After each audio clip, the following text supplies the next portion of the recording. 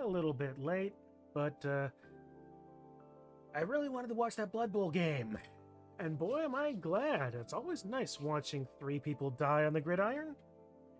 What do you suppose they call that? A novelty act? I don't know, but it wasn't too bad. Well, that's In a the meantime, novelty. I Wani hug that gator. Oh, good lord.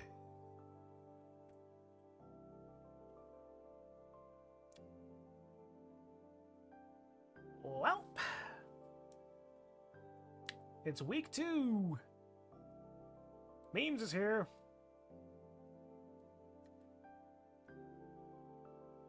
Which means they reload back in.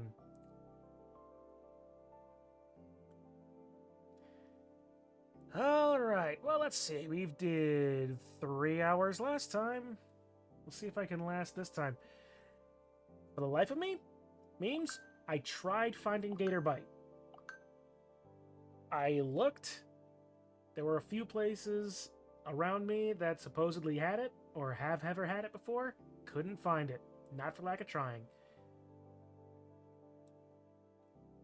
Though I do have some drink is necessary. Alright, well, let's see. Last time, new school, semi-dangerous dodgeball, but what else is new? Crazy people. Lots of crazy people.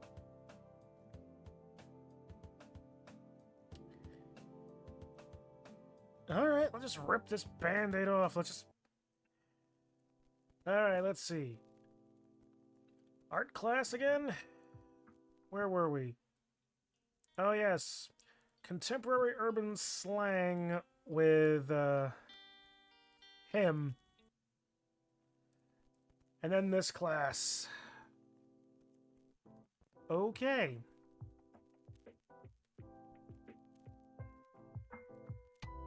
Help. Also, game's not too loud, is it? Just want to make sure that I'm not being overpowered. There was that one scene that got pretty loud last time. It's fine? Alright, cool. Art. Mr. Iatakan has just started talking about our first project for the class. As soon as he said the word, Olivia's hand had shot up. Oh good, participation. Her gray eyes sparkled in excitement, and a smile threatened to crush the perpetual frown etched on her snout. The girl vibrates in her seat as she waves her arm in the air, trying to get the teacher's attention. Iatakan's own smile was strained as he and Olivia engaged in a staring contest with one another. I can only marvel as the two argued with each other without a single word.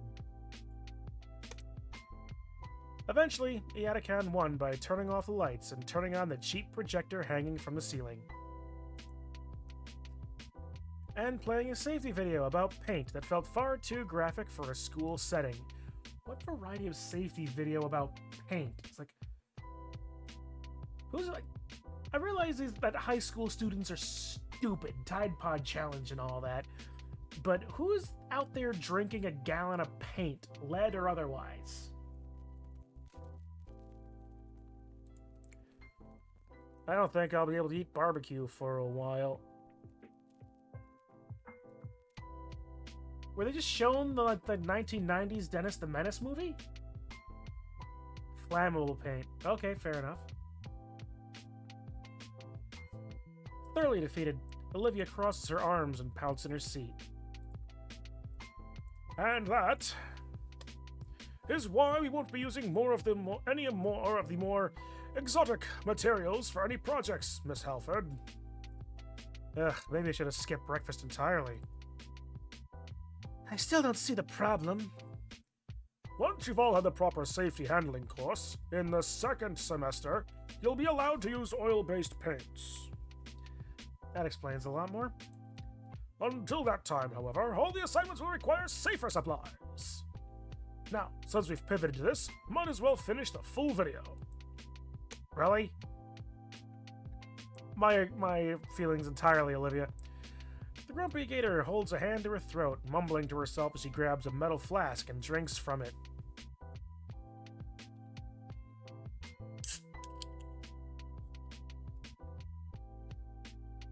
Ain't a flask, but... The entire display from her was mystifying, at odds with how Ben and Liz described Olivia. In fact, it kind of reminded me of... me. I can understand why, after all. Iadakan is letting Ben and I use some of his equipment in photography. That thrill of experimentation, of new possibilities. No doubt that it brings a creative sparkle to her eyes. Eyes that fill with pure malice, they stare glare daggers my way.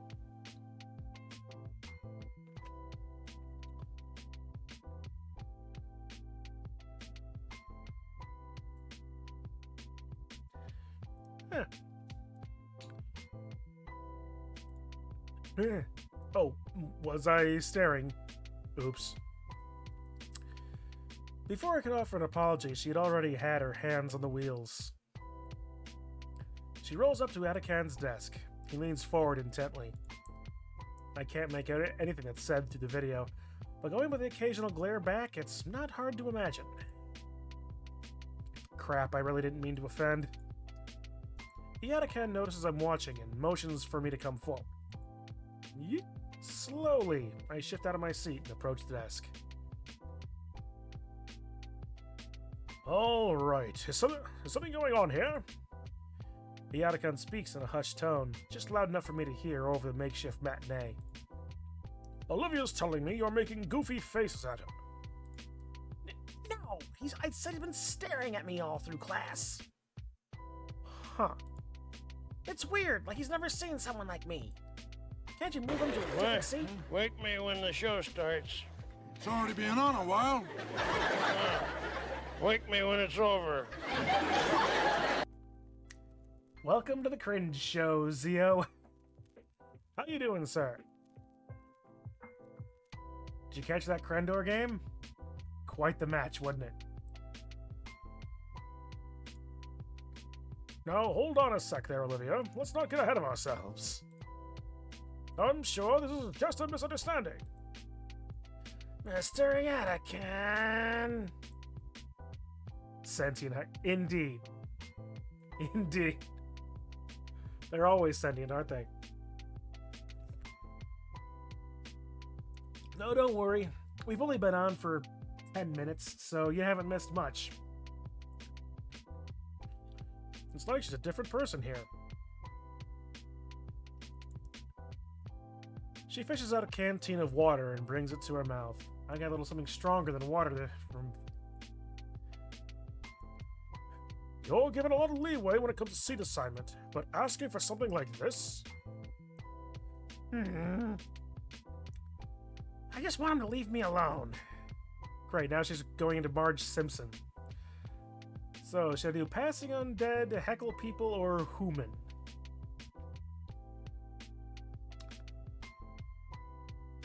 That's a good point. Ooh. She sips again. What's that about? Probably the dry throat for the gravelly voice I've been giving her. Well then, Inko, you tell us. What's on your mind? Can't have disagreements between classmates this early in the year. Ooh, excuse me. I'm confused. I didn't know there was any disagreement between us. Well, sometimes it's the little things that you do that you don't even think about that affect people the most. Anything like that come to mind? I shake my head. Olivia's glare doesn't diminish away from my field of view. I mean, I've been curious about her since we sit next to each other and I'm friends with some of her friends. We all sat together at lunch yesterday. Adakan nods to himself thoughtfully. Sounds like he just wants to hang out, Olivia. Her face scrunches at the mere thought. Not really interested. He's distracting me from classwork. I want to watch the video without being gawked at. Sorry, I didn't mean it. Does that resolve the issue for you, Olivia? No, I don't want some buddy in this class. Look. She goes to take another sip, but ends up turning the canteen upside down. That's what happens when you go to drink as a form of protest. You eventually run out. All out. Yep.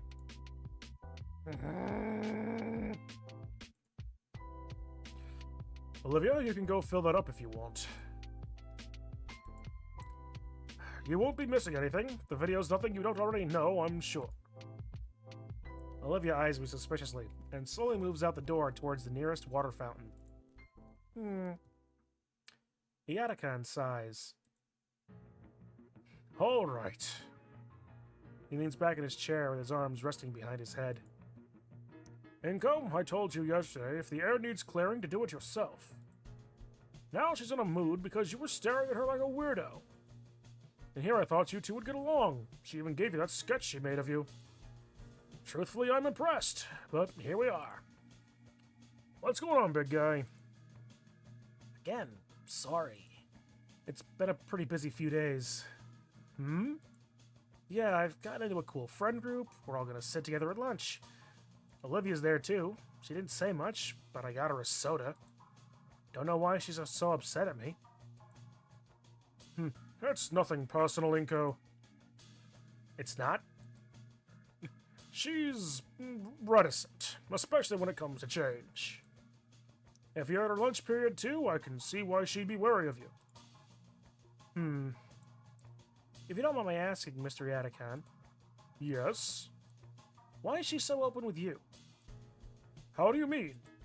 Just now, she spoke more in that conversation than all the other times I've seen her yesterday.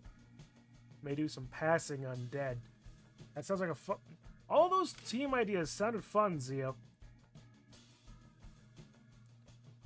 No, like we were just planning on doing like a human team, sort of like like if you were saying like humans, maybe it was based on Mume.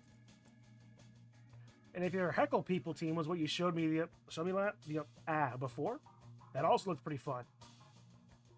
But the passing on dead certainly sounds like an interesting gimmick to go for.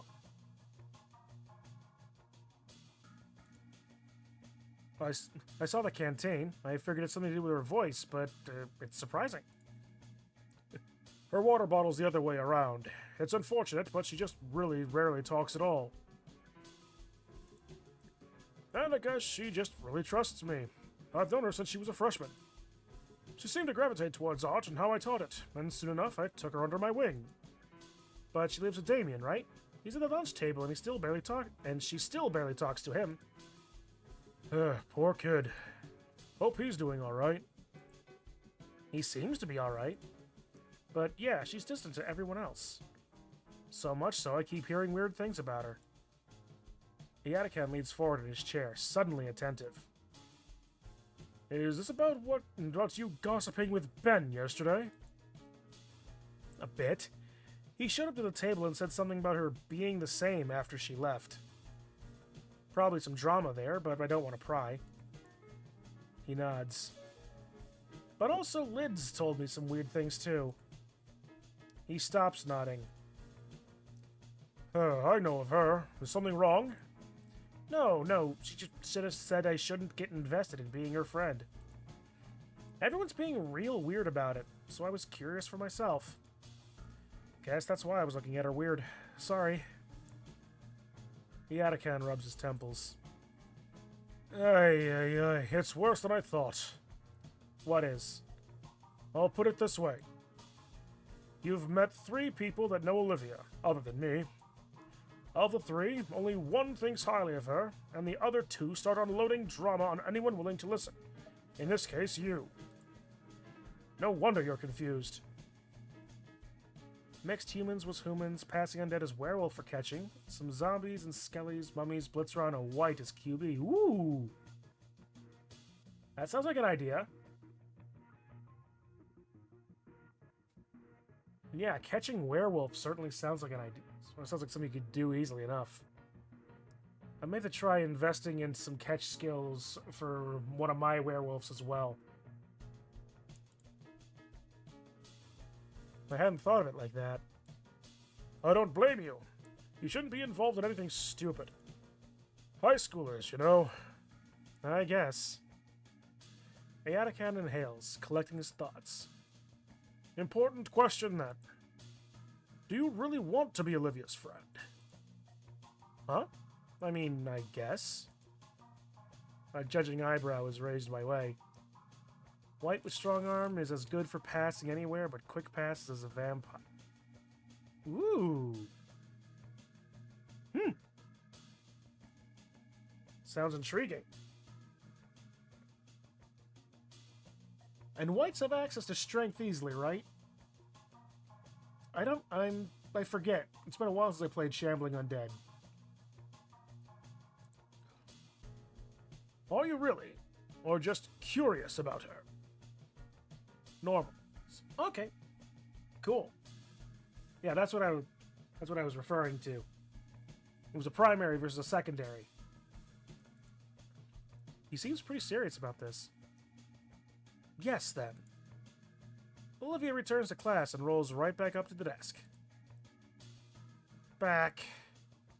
Have you changed his desk yet? Iataka nudges his head towards me expectantly, prodding me on. I'm sorry I distracted you during class, Olivia. She looks to Iataka and gets a similar nod. Sure. I mean, you're welcome. I mean, thanks. Shit. But, no, really, I don't want to be distracted. Come on now, Olivia. The least you could do is give him another chance. You never know. I don't really want to know. Secondary and the passing is tough. Yeah, secondary as a skill is just generally hard to get at anyway. But I can definitely understand it, especially for a white.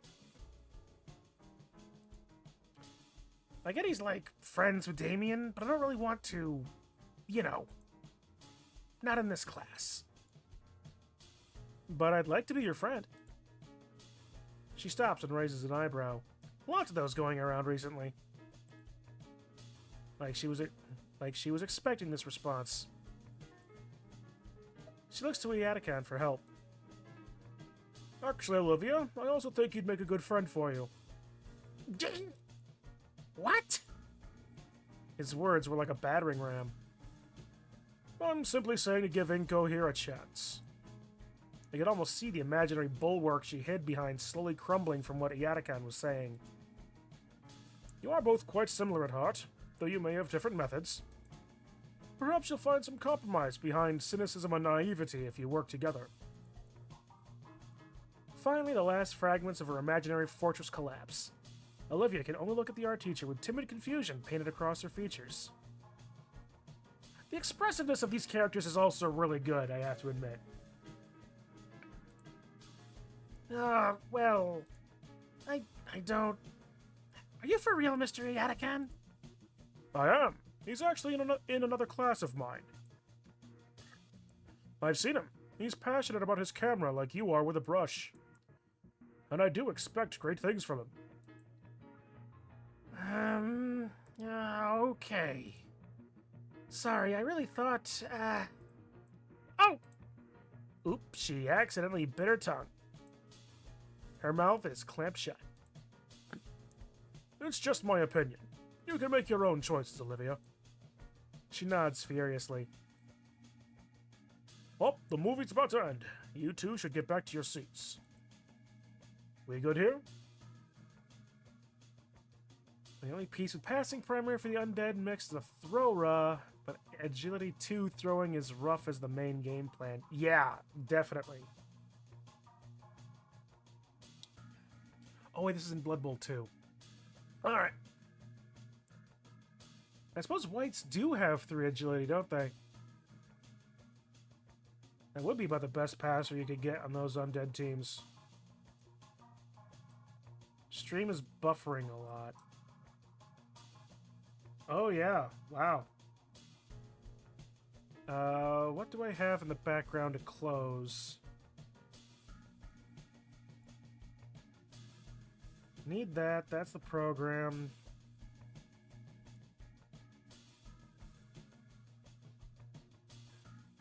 Okay, it seems like it's stabilized back up again.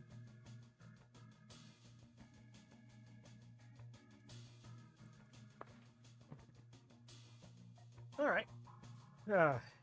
It could very well be that I decided that I was a little too behind on my YouTube upload. I turned one on, I started one going through with during the Crendor game. Well, Vamps, but Vamps have their own issues. True. Also, yeah, 4 agility is better than 3 in any case. So, we good here? Olivia side-eyes me again, and nods once more. All right. He motions for us to skedaddle. Olivia backs away to her spot. Thanks, Mr. Yadikan. For what? I just gave an opinion. I'm serious. It's up to the two of you if you want to be friends. Don't screw it up. He waves me off again and gets up to flip the lights. I'm impressed they had this whole damn conversation in the middle of a class. I get back to my seat and stare absentmindedly at the projected screen as I digest Yadikan's words. He said he only gave his opinion, but it seems like he also gave me an opportunity to take the right steps in connecting with Olivia. Don't want Vamps on a team with no apothecary. That's a good idea. I wouldn't take Vamps. Having played with a vampire for no real good discernible reason, I wouldn't recommend it.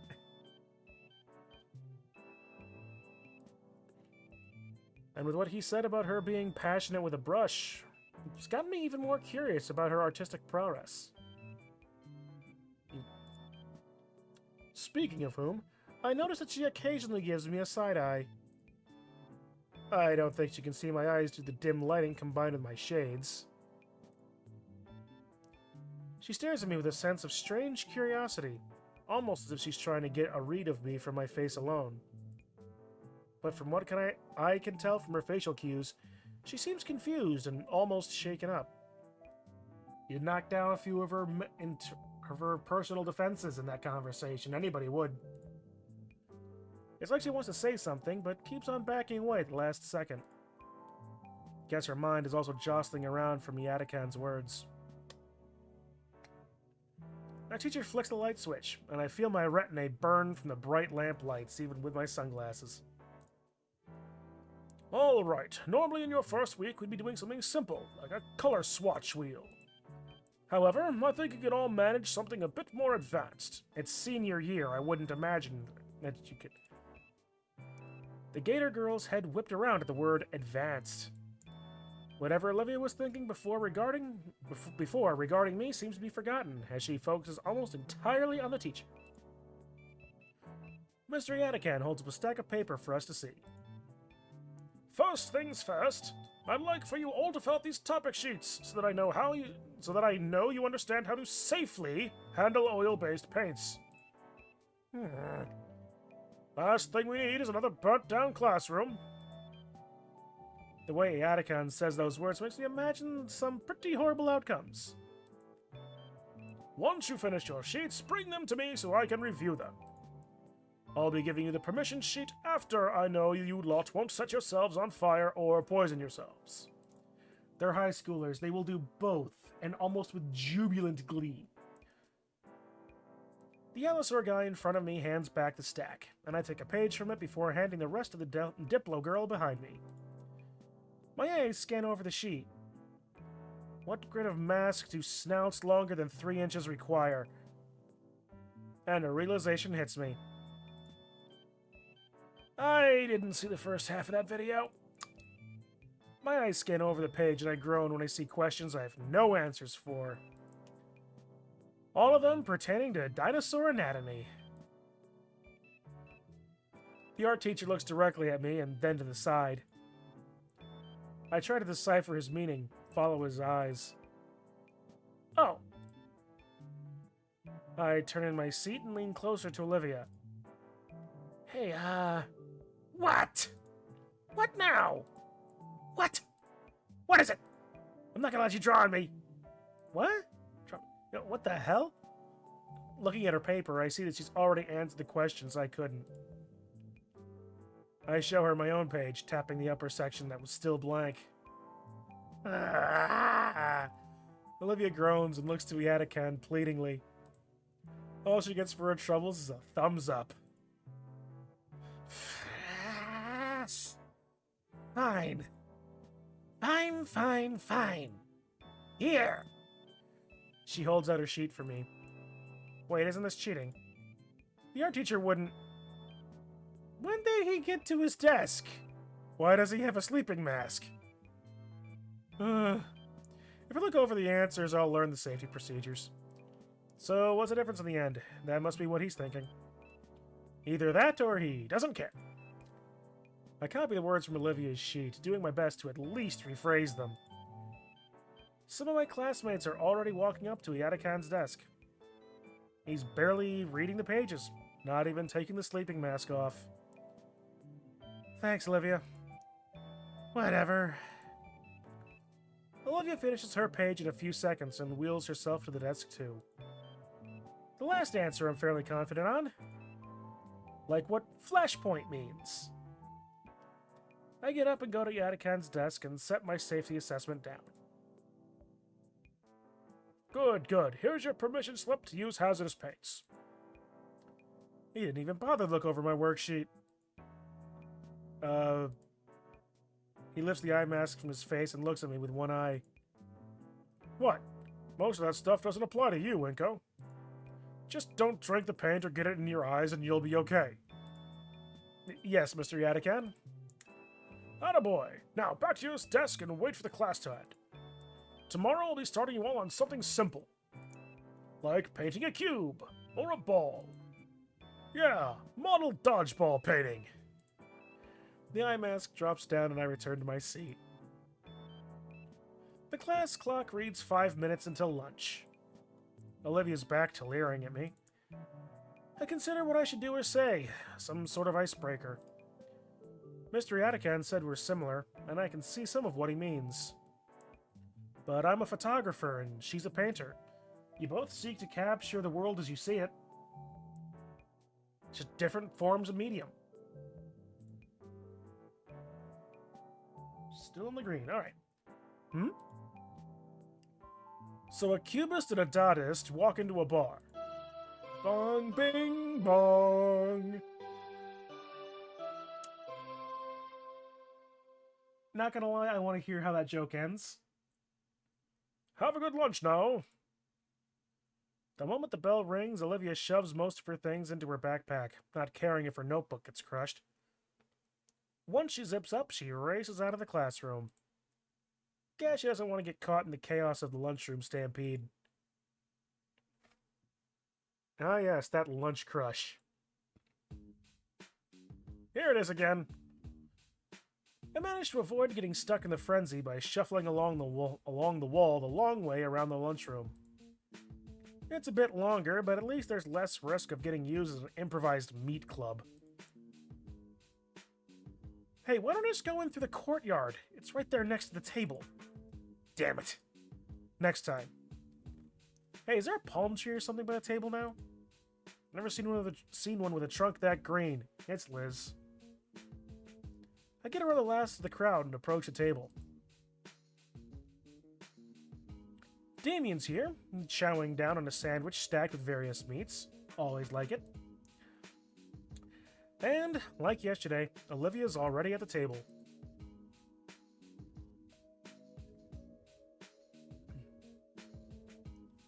Oh, woo. Hey, Damien, you seen Liz? I thought she was joining us for lunch. Without a word, Damien points to the palm tree next to us. Oh, crap, that's no tree. I look up to see Liz's head in the rafters, prodding at the vines on the ceiling.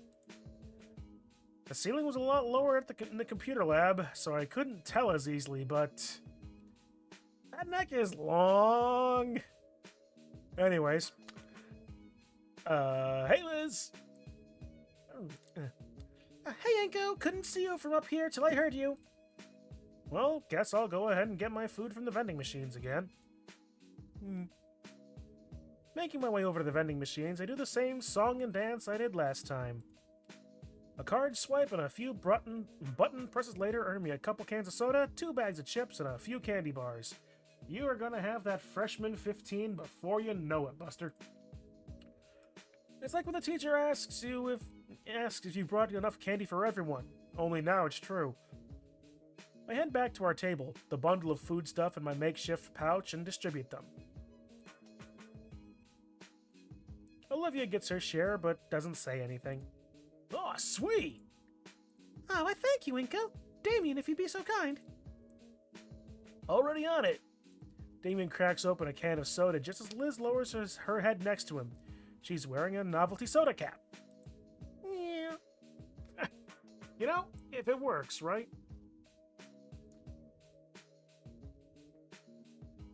Can't necessarily say that I'm at all surprised about this. What is that? Snake kissed? Snoot kissed. Ah. Good joke.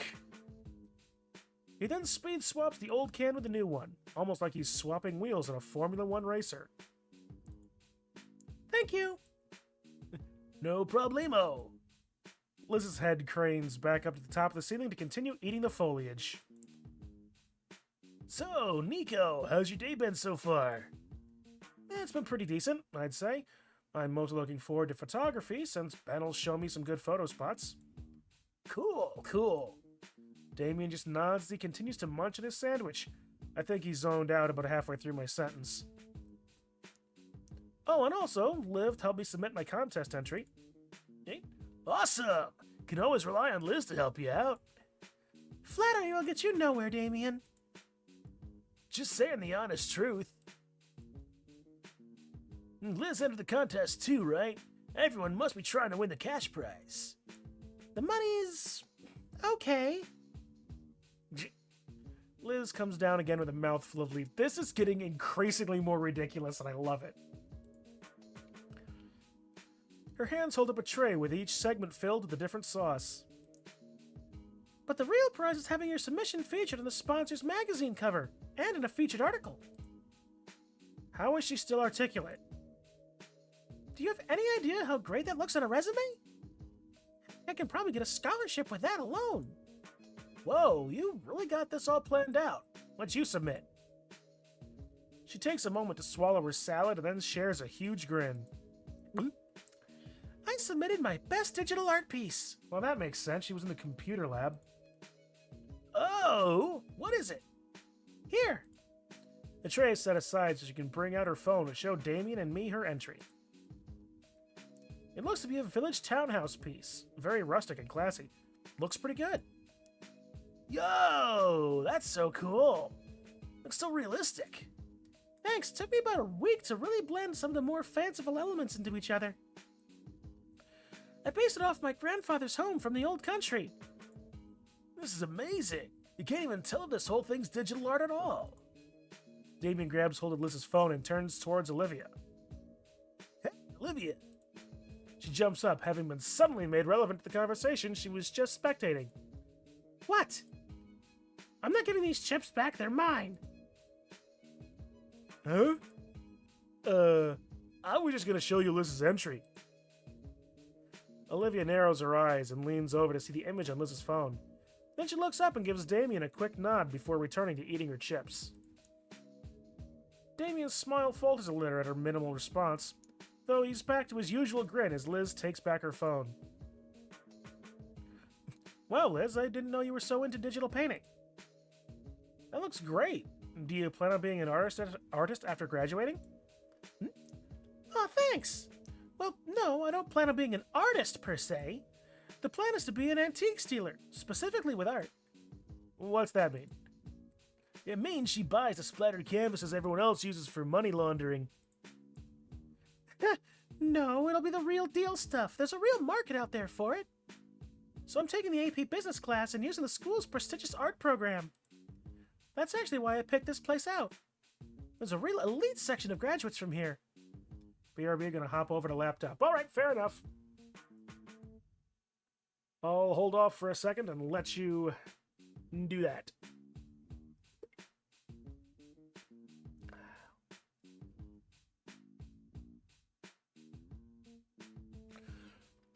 I'll be perfectly honest.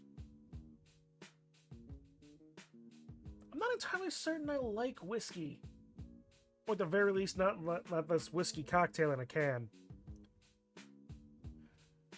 As I said before, I was trying to find this bottle of liquor that memes suggested showed me last week. Yeah. Tried to find it, didn't have any luck, and thought, well, it'd be a waste to not get something, so I'll grab something quick and easy, and I should have grabbed something else. It's not bad, mind you. It's basically a Jack and Coke cocktail. I don't know. Maybe I'm just not a fan of Jack and Coke. Or I just enjoy different liquor. Because I did also get like a small thing of 1800 as well. Maybe I just like tequila more.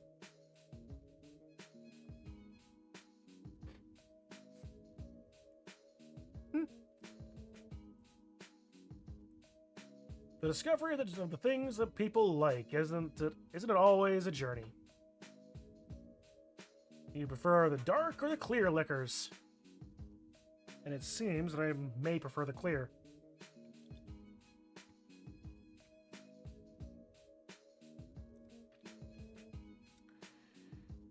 Man, I got so much crap on my desk.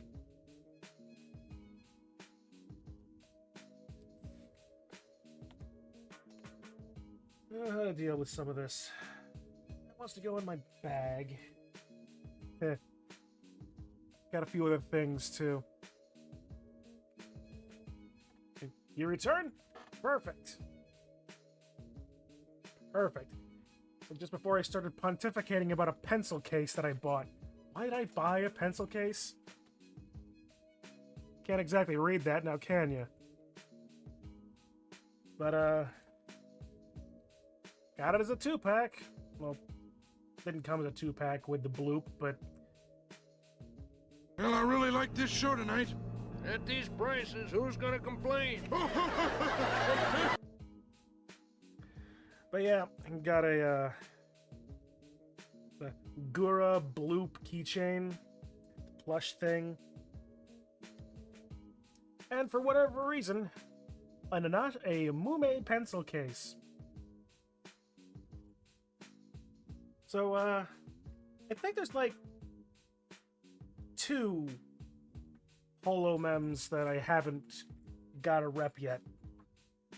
No, actually 3 if I want to add a plush. So yeah, that would be Mume, Korone, and Rauta. So we'll see what happens when that all comes out. Ooh, pardon me. Alright, so back here. There's a real elite section of graduates from here. Oh, you're the school treasurer too, right? Sure am. I'm doing everything to make sure I'm ready for the real deal. I do love painting, though. It's not just an ends to a means. Maybe that's why I want to get into trading. I can get the right people the right art they need. That's very thoughtful. Huh. I should start thinking of my future more. I wonder what Olivia thinks about this, if it even interests her.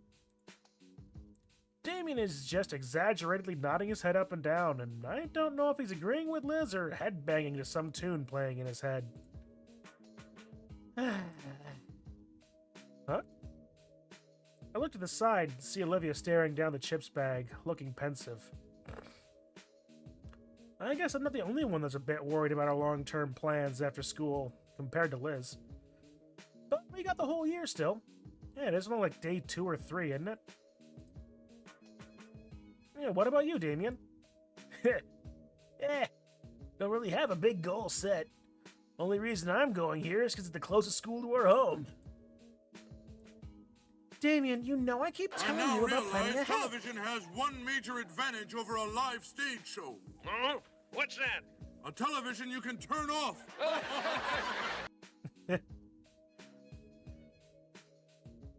I know, but I like keeping my options open. So what are you doing in school? I just picked out any classes that seemed interesting to me. Though I gotta say, home economics class is pretty fun. I get to make food in class, and eat it too. Best part of culinary school. Eating great food. At some point when I'm not trying to do this, I'll have to tell you guys about this amazing, this oven-like thing that I used once. Holy shit, that thing was beautiful. Complicated, but beautiful. Best steak I've ever had. From learning skills in a class like that, you'd be a perfect husband. Yeah. Wait, what? What? Okay, these two are an item. But to get back to my point, that art contest. If I win and get that interview, that's an insane advantage. I'll say. By the by, Olivia, did you submit something for the art contest? Oh.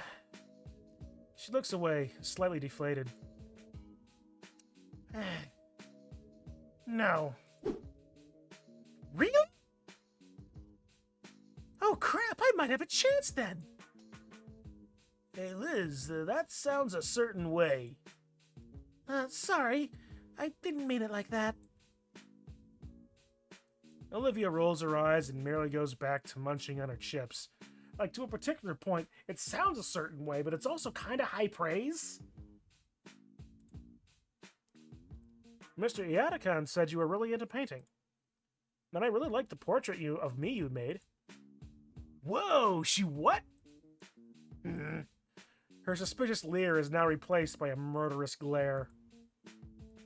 Yep, lunch is the perfect time to eat my feet. I haven't actually seen any of her real work, only something she's done out of boredom. Olivia's eyes close, she inhales deeply, the air of neutrality returning to her once she reopens them. She looks me up and down again, and as though something will be different this time. Can't. And what's that supposed to mean? Besides, even if I could, they're gonna be looking for the best artists here. So you gotta show them how good your art is. But I don't want them to look at me and feel like they have to give me a reward out of pity. Well, fair enough. Damien's face is frozen mid-bite, his sandwich losing its meat integrity by the second as his eyes flick between Olivia and I. I can practically hear the blaring alarm in his head as his brain catches fire trying to connect dots. I want to be judged for my art and not... Olivia struggles to formulate the next few words and lets out a weary sigh. Right, it's you don't want to be given advantage for your disability. It would just feel undeserved. How? Yeah, how? Damien, shh! Has that ever happened before? Do people really do that? You weren't there for it. Some losers used to tell me to take advantage of it.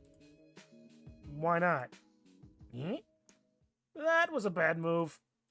Dude, seriously? Why?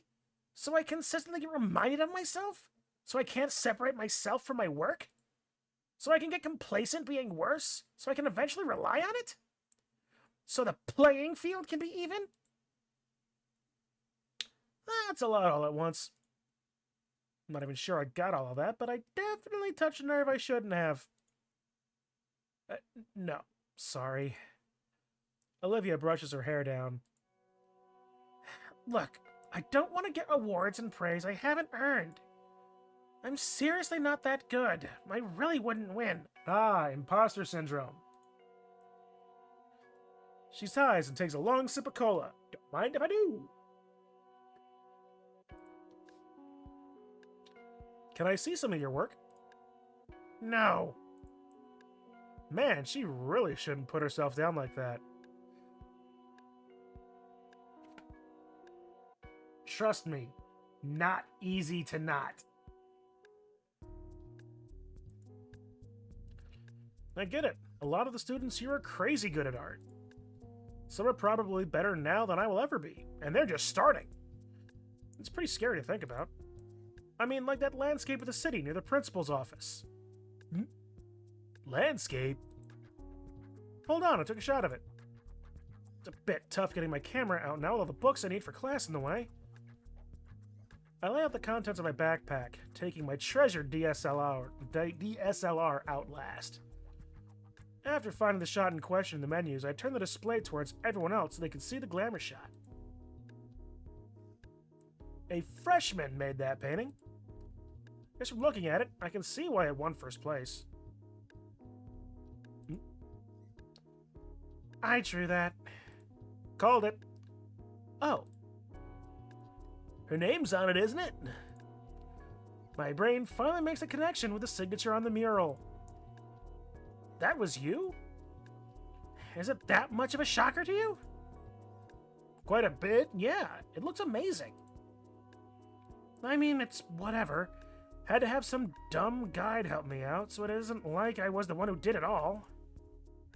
So when you say that you can't enter, it's because you already won once? Yeah, basically. She looks away from us, eating her chips in silence.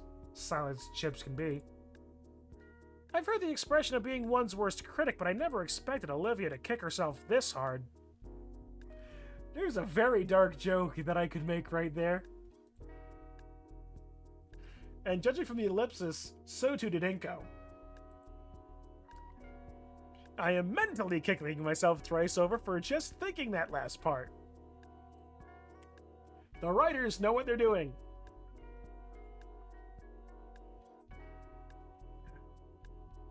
Well, that's one.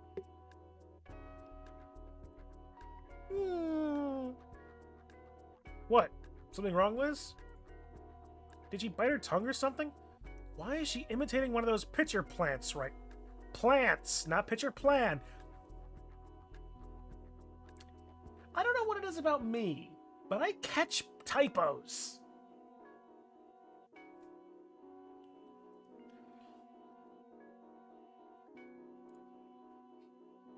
Liz? What's with the look, Longneck? Just surprised to see you in better spirits is all. You're making it weird. Don't make it weird. Yeah, it's been ages, Olivia. To think a Randy like Inky here got you to open up like this in just 2 days. He gestures to me. What'd you do, man?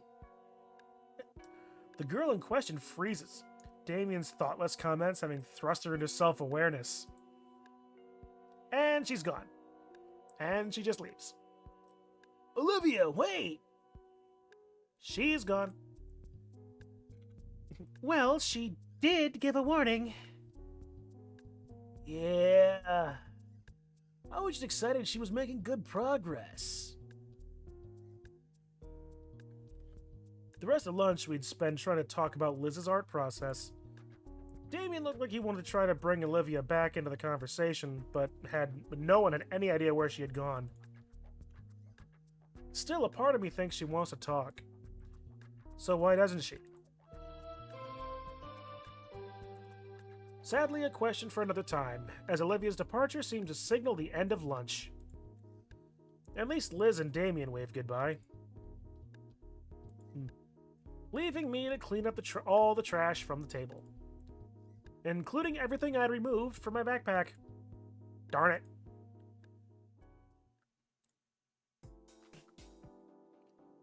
Photography class comes and goes. Since we're partners, Iadakan gives Ben and I the green light to walk around the campus.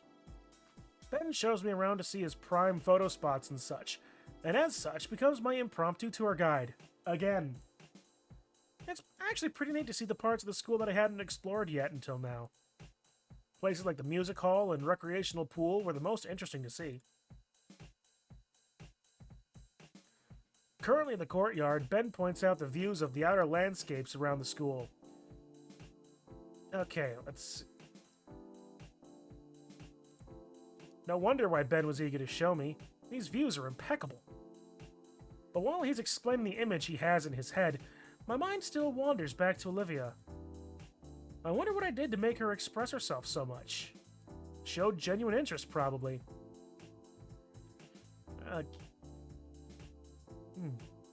Inko!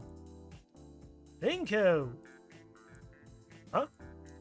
I was asking if you'd be available sometime during the weekend to take photos.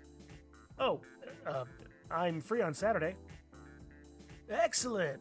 We can meet up back here. Sounds good. As we head back to class, I begin to think if there's something I can do in history class.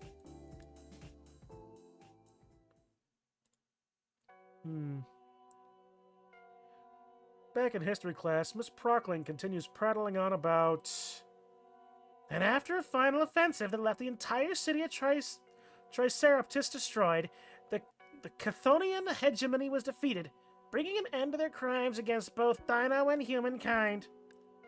With that, the Dino-Human War came to an end and peace was finally declared after 10 years of strife. Of course, there was the matter of rebuilding and dousing all those fires still burning, as well as what to do with all the bodies, and... Yawn.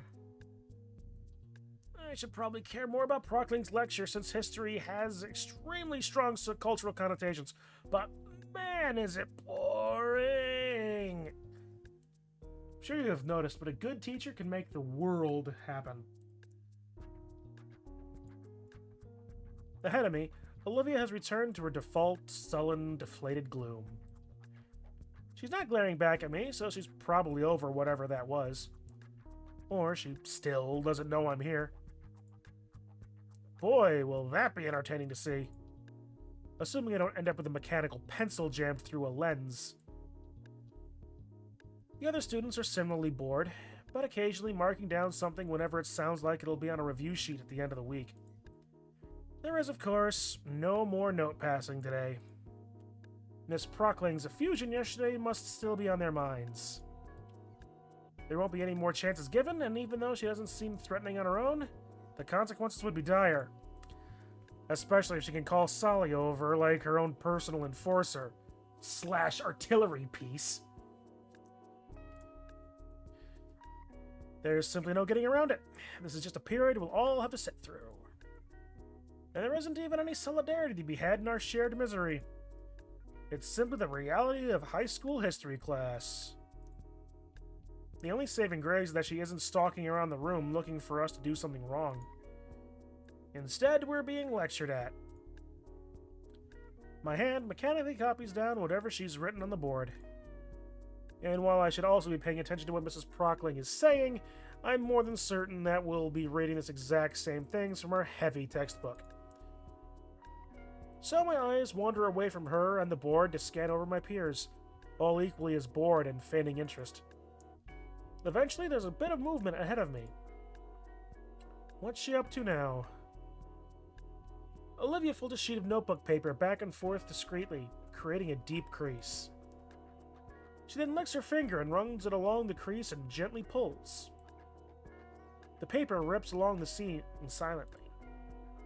Oh, is she really risking it? What's she even got to gain? It's just a note-passing game. Maybe she feels bad because she got caught yesterday? Oh boy. Olivia passes the note to her left. The student raises her eyes next to her, raises an eyebrow, but surprisingly takes the note. And immediately passes it on without looking at it. One by one, my classmates pass the note along to the next. Nobody dares open the note and write something in it. I surreptitiously keep track of the note in the corner of my eye as it makes its circuit around the room. Thankfully, Miss Prockling's eyes are focused on the board when I feel a tap on my shoulder. I reach for my ear as to give it a scratch, and the folded page is pushed into my waiting fingers and against my ear. I feel an edge grind against my earlobe. I chew to keep my lip and the hiss of pain contained. I feel like there should be a comma in here. Probably unintentional, but a paper cut still stings bad, especially on such a fleshy part. My fingers toy with the bundle of paper now at my desk. No one else had bothered with it. I wouldn't exactly call it an empty canvas, but there could be potential here. There's a crumpling noise beneath my fingertips. Must have unfolded it while I was thinking. Looking at the sole doodle on the sheet, I see a pretty simple rat drawing with a very realistic hand next to it giving a thumbs up. There's plenty of space this time. And Miss Prockling is preoccupied at the front. I doubt she'd even notice.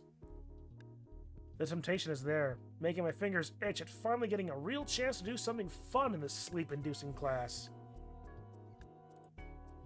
In fact, I have the perfect idea in mind that would catch Olivia's attention. If that doesn't ruin everything, that is. She's not uncompassionate, but Miss Prockling has a lot less tolerance for horseplay in her class.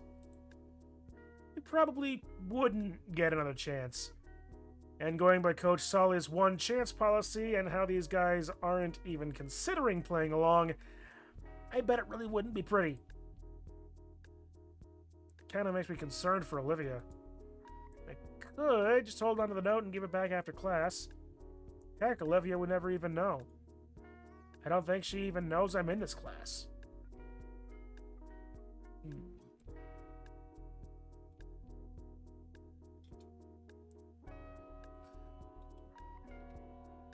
Why do I get the feeling that this is going a lot faster than the last one, and this is going to be a meaningful answer?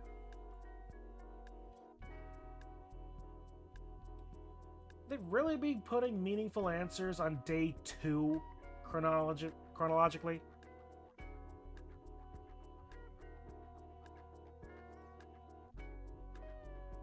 You never can tell with Choose Your Own Adventure novels. What's life without a bit of risk? I wait for Miss Prockling to start a new tangent to make sure I have enough time. She just said something about the single continent movement. Time to move. This is going to be basically a stick figure, but it's just a doodle. If only you could doodle a photograph. Well, I'm not sure what I would mean by that. I also don't know how to draw a wheelchair. In the end, it looks more like an abstract depiction of a bow-legged T-Rex than what I wanted.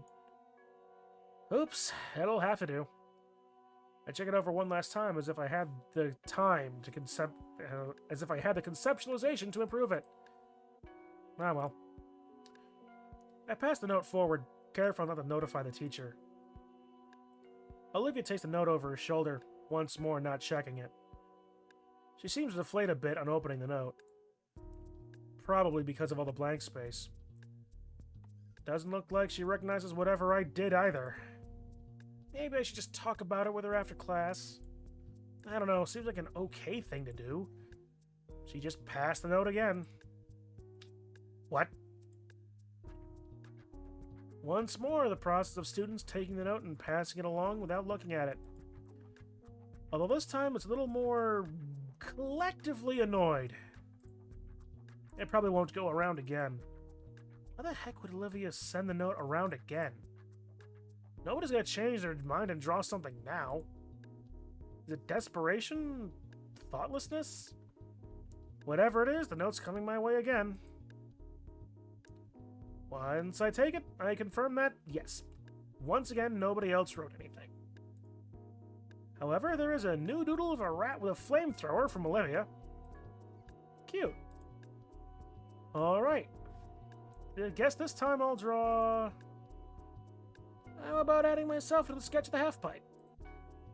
This time I just picked myself as a stick figure.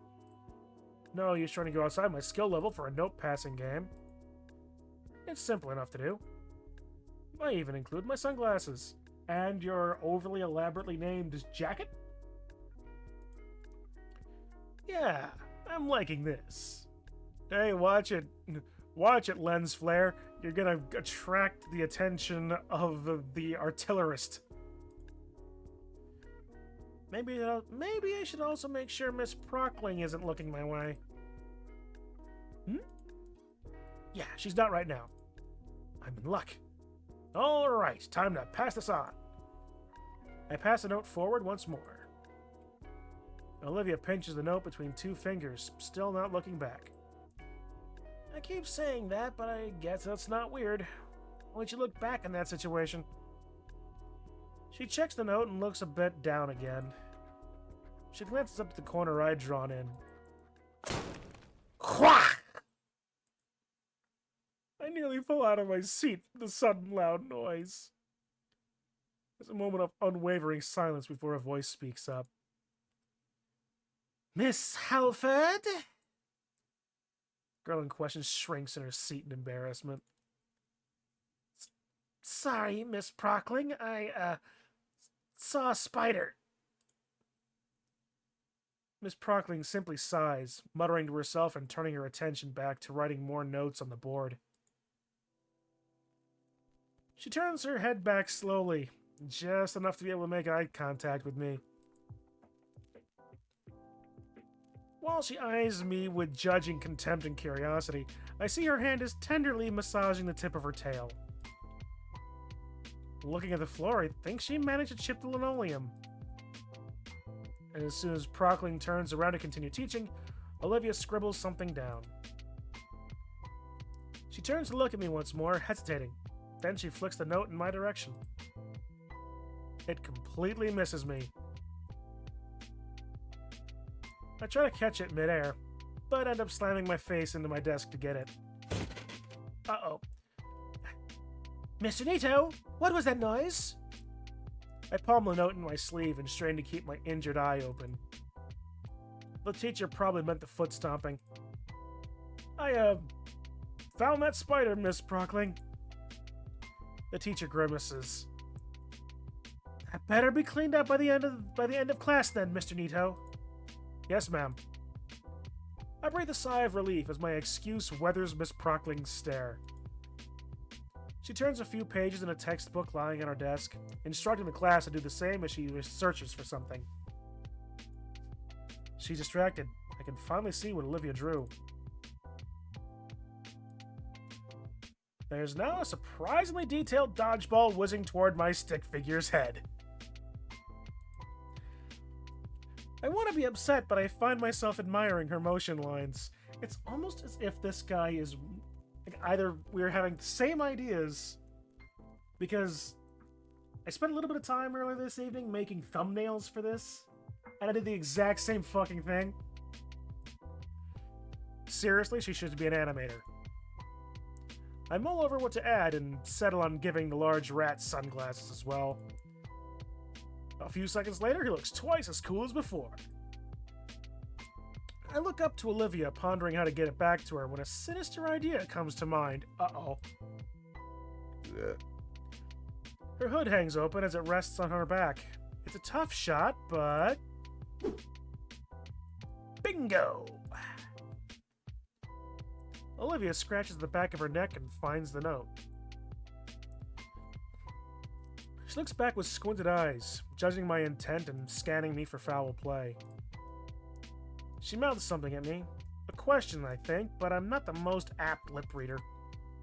Especially when said lips are thrice as long as a human's. Still, she unfolds the page, and seconds later she's already added a new sketch and folded it up. Well, on one hand, this is cute. This really is this is an adorable interaction. The note lands neatly on my desk this time, and I inspect the latest edition. More rats doing decidedly non-rat activities. I wonder what you'd think of a cat this time. We continue passing the sheet back and forth, adding new sketches and adding to others. My fingers are starting to tire when Miss Prockling addresses Olivia. All right, Miss Halford, you may leave now. Everyone else, you may take the last 5 minutes to start on your homework. Olivia takes her time to pack away her supplies, occasionally glancing my way. Gone is the paranoia. It's now become just plain confusion. As if I wouldn't play the doodle game thing with her. Even as she wheels out of the room, I notice her eyes still on me. I give her a wave goodbye, and she seems shocked by that, turning her head and finally passing through the doorway. Right then, homework. Ah, crap. It only now occurs to me there's a pretty good reason the teacher doesn't want us slacking off during class. For the last 5 minutes, I try to speed read the second chapter in its entirety. Failing to get any good information for use today's homework, I resolve to just check online for a lecture that's not as boring. Maybe one with some good animation, even. When the rest of us are finally excused, I realize that I've still got the page full of doodles. Considering all the stuff on it, I feel a waste just toss it away. I decide to keep it, slipping into one of my binder's extra plastic sleeves. With everything safely packed away, I shoulder my backpack and exit the room.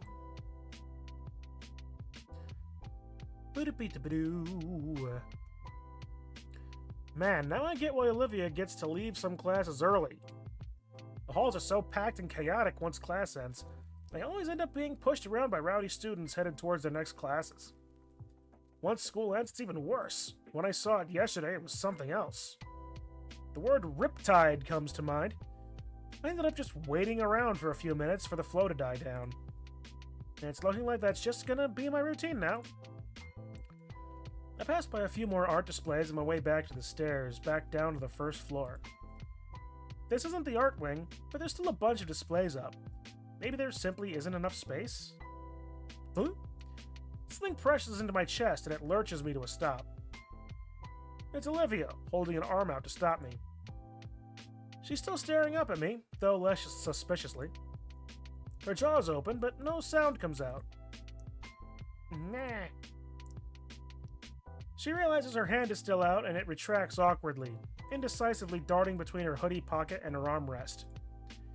Is she expecting something? Oh, the note maybe? Hey, You could have told me. Huh? That you were in Miss Prockling's class too. You could have mentioned that. Sorry, guess I was sort of aiming for a bit of a dramatic reveal there. She brushes her hair aside. Well, whatever. Later, I guess. Why did you stop me out here? She stops her chair mid-turn, with gray eyes contemplating the dirty floor. I don't really get you. Olivia's eyes turn back to me, and now I can see the nervousness in her pupils. Why do you care? Why indeed? Well, I guess the main reason is I want to be friends. With me, though? Sure. Those tiny movements in which I saw the Gator girl hyper-animate come to mind, and I can't help but smile. Those small shows of just genuine feelings. I think Mr. Iadikan was right, honestly. Olivia hums in disagreement, finally turning away. Ah, crap. Maybe that was too forward of me? I swing my backpack around so I can reach inside it. I, still have that note. Note? What, with the doodles? From class right now? Why? Just figured you wanted. It was fun filling it out and all. Just as I'm about to pull out my binder, the Gator girl looks back at me and shakes her head. It's just doodles. You can throw it out. Keep it. If it's so important. For the briefest second, I swore I saw her mouth form a tiny smile. But now she's back to looking neutrally at... Huh. Didn't notice the school had elevators. You're on the second floor! Why don't more people use it? She flashes a key from her pocket. So it's part of her accommodations. Makes sense. By now, the hallway has cleared up a bit. The elevator arrives and Olivia rolls in. She moves her arm to push the button and jams the key in some slot. What's to look for? You coming? Oh. I slide in beside Olivia just before the door closes. It's probably safe to catch your foot in and just reopen, but man, this thing is ancient. There's an inspection certificate lazily plastered above the door from this side. It's covered in coffee stains and other signs of age. Is this thing really safe? Olivia shrugs. What's the worst that had happened? Our legs break? She eyes me with a smirk. This may have been a mistake. Ka-chunk. My heart drops. The space around me seems to drop for a split second. The sound of the worn-out elevator mechanics fills the cramped space.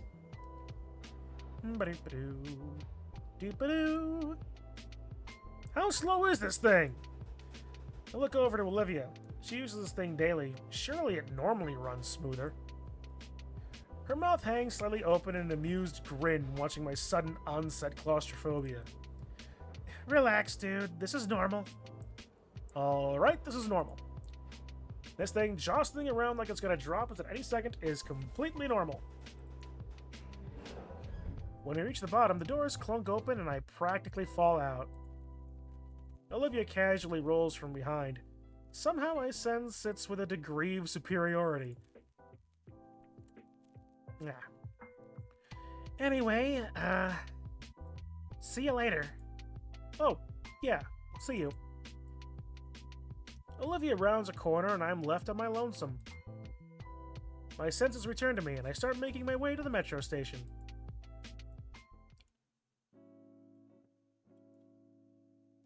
Do you have a job, sir? As I make the journey home, it strikes me how much progress I've made with Olivia. It's definitely still in its awkward phase, but I can see that she's opening up little by little. And it's starting to become amusing seeing her get confused by my friendly gestures. All in all, I got a pretty good feeling about this. Watch it, that'll change. Liz and Ben sure were overreacting, though. I'll be sure to tell them all about it. Probably better than not. A week into September has come and gone, and I'm finally feeling acclimated to St. Hammond. Do you remember the 21st night of September? Things have been going pretty smoothly lately, if I do say so myself. Over the past week or so, I've been getting more and more used to my new friends, learning new quirks of them daily over lunch and in our classes. Like Olivia's penchant for tail whips.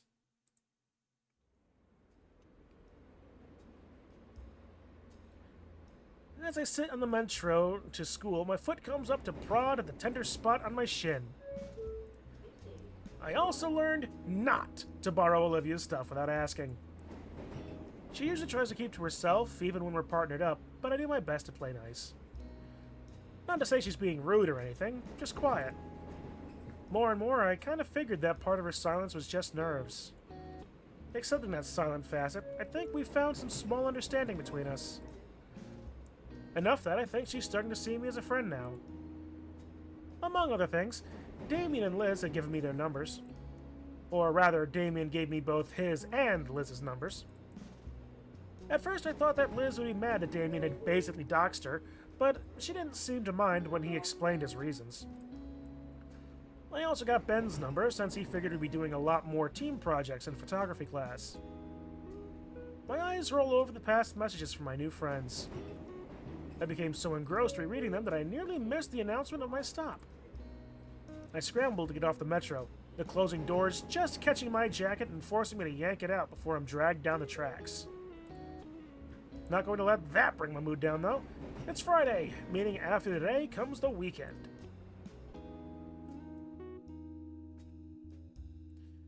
It's a quick walk from the station, and I can see the school enter my field of view now. The school looks completely barren. Is it closed? Weird. I look around at some of the small stores that surround the school, the ones that are usually staffed by student workers. They're also empty. One of them has lights on, but it just looks like the manager's looking over some paperwork inside. I don't recall any announcement about a holiday today, and while I admit to having forgotten what day it was in the past, I'm absolutely certain it's Friday. So where is everyone? Even the entryway to the school is barren. The door probably won't even open. Yep. Hello? I dance a bit in front of the camera watching the door. It does not respond. You know what? Damien would know what's going on. I flip through my contacts and find Damien's number. I put the phone to my ear and pray that he picks up. After a minute or so, the dial tone cuts off and is replaced by Damien's voice. Yo, yo! What up, Nico? Hey, Damien. I'm at the school right now, and it looks like no one's here. And know what that's about? Oh, what'd ya... There's a brief pause on the other end of the line. Oh! He's got a Wii, a Super Nintendo. Good? Honestly, Damien, good choice in video games. Didn't you hear? Hear what? Today's the last warm day of the season, so everyone's celebrating. Celebrating? Yeah, we're actually having a cookout at my place today. Say, you want to come over? The generous but spontaneous offer caused me to hesitate for a moment to respond. Thanks for the offer, Damien, but it's alright. I wouldn't want to intrude on your guys' party. What? It's no big deal at all, dude. My folks enjoy the company, and there's gonna be plenty to eat, too. Plus, Olivia's here as well. I weigh my options. Either go to the party, or I could just take the metro back home and sit in my room doing... nothing. Inky, you still there, buddy? Yeah, still here. Was just, clearing my schedule. You sure it wouldn't be an issue? Of course not, amigo. A friend of mine is a friend of the family. Well, alright then. Nice! I'll text you the address. See you soon, compadre. With that, the call ends, and not a few seconds later, I get a text notification.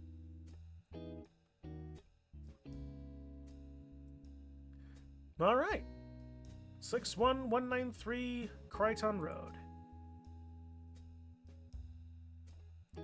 Go the long way around the neighborhood. Neighbor doesn't chain his dog, lol. I copy and paste the address on my Google Maps and... looks like Damien lives pretty close to the school. He did say that! Of course, it's a little longer taking Damien's instructions, but I'm not about to try out running a loose dog with my physique. Well, better make my way over then.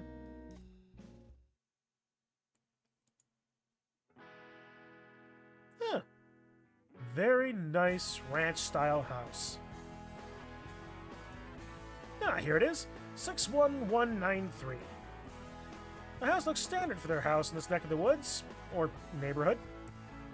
It's a one-story place, but it looks pretty spacious. Definitely a family house.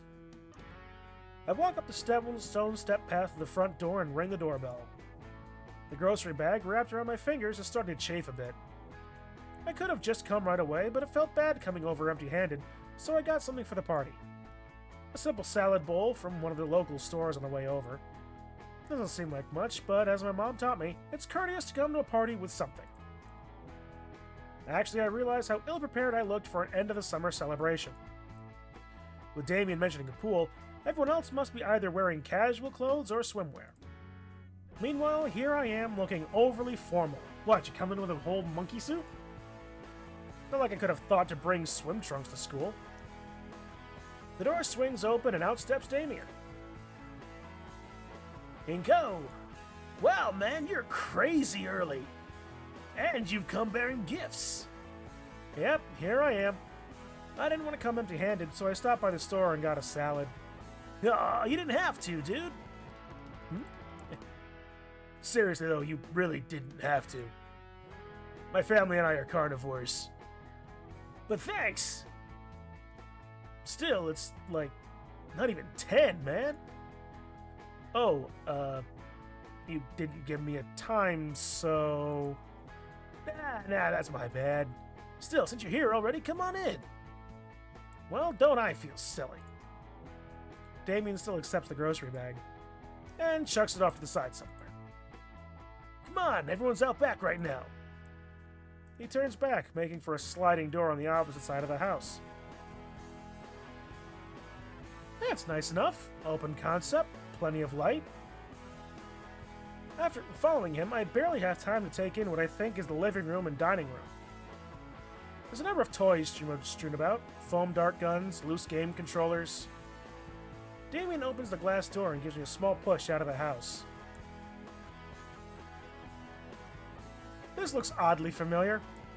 Hey everyone, we got a guest already! Stepping out onto a wooden deck, I'm surprised to see the pool and yard. To the left of me is what looks to be an older, heavier set version of Damien. It kind of reminds me a little bit of the bonus episode in Snoot Game in the Triceratops' house when they did that whole side story. I forgot her name. That's all. Maybe the back... Trish, thank you. Maybe the backgrounds just seem a little similar. That's it.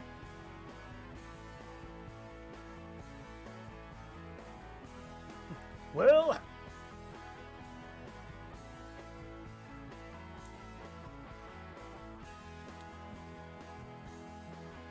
Is this gonna be a whole King of the Hill reference?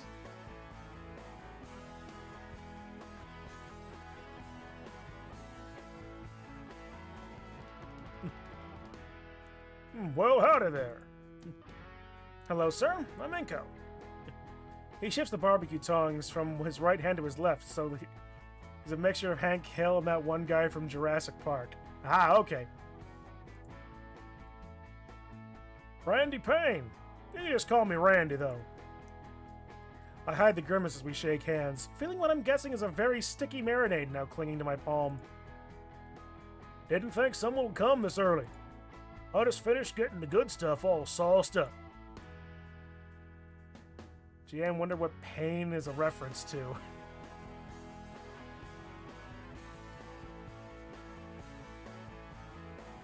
As soon as he lets go, he focuses back on the piles of different meats heaped up next to the grill.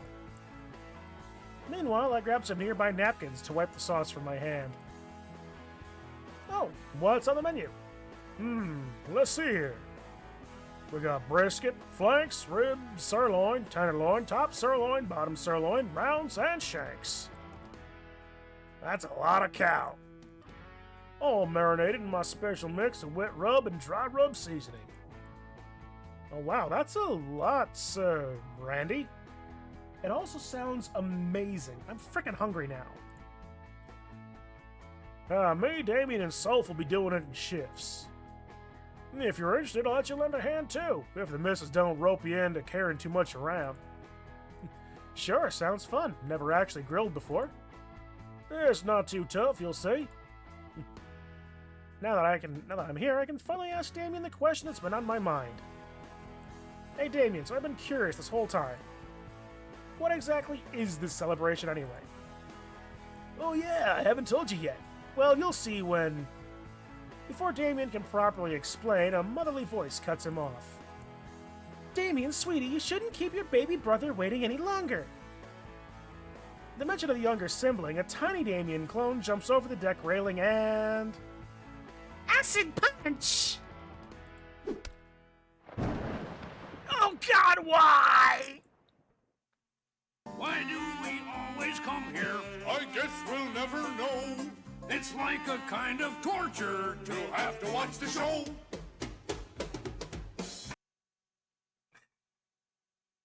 Why?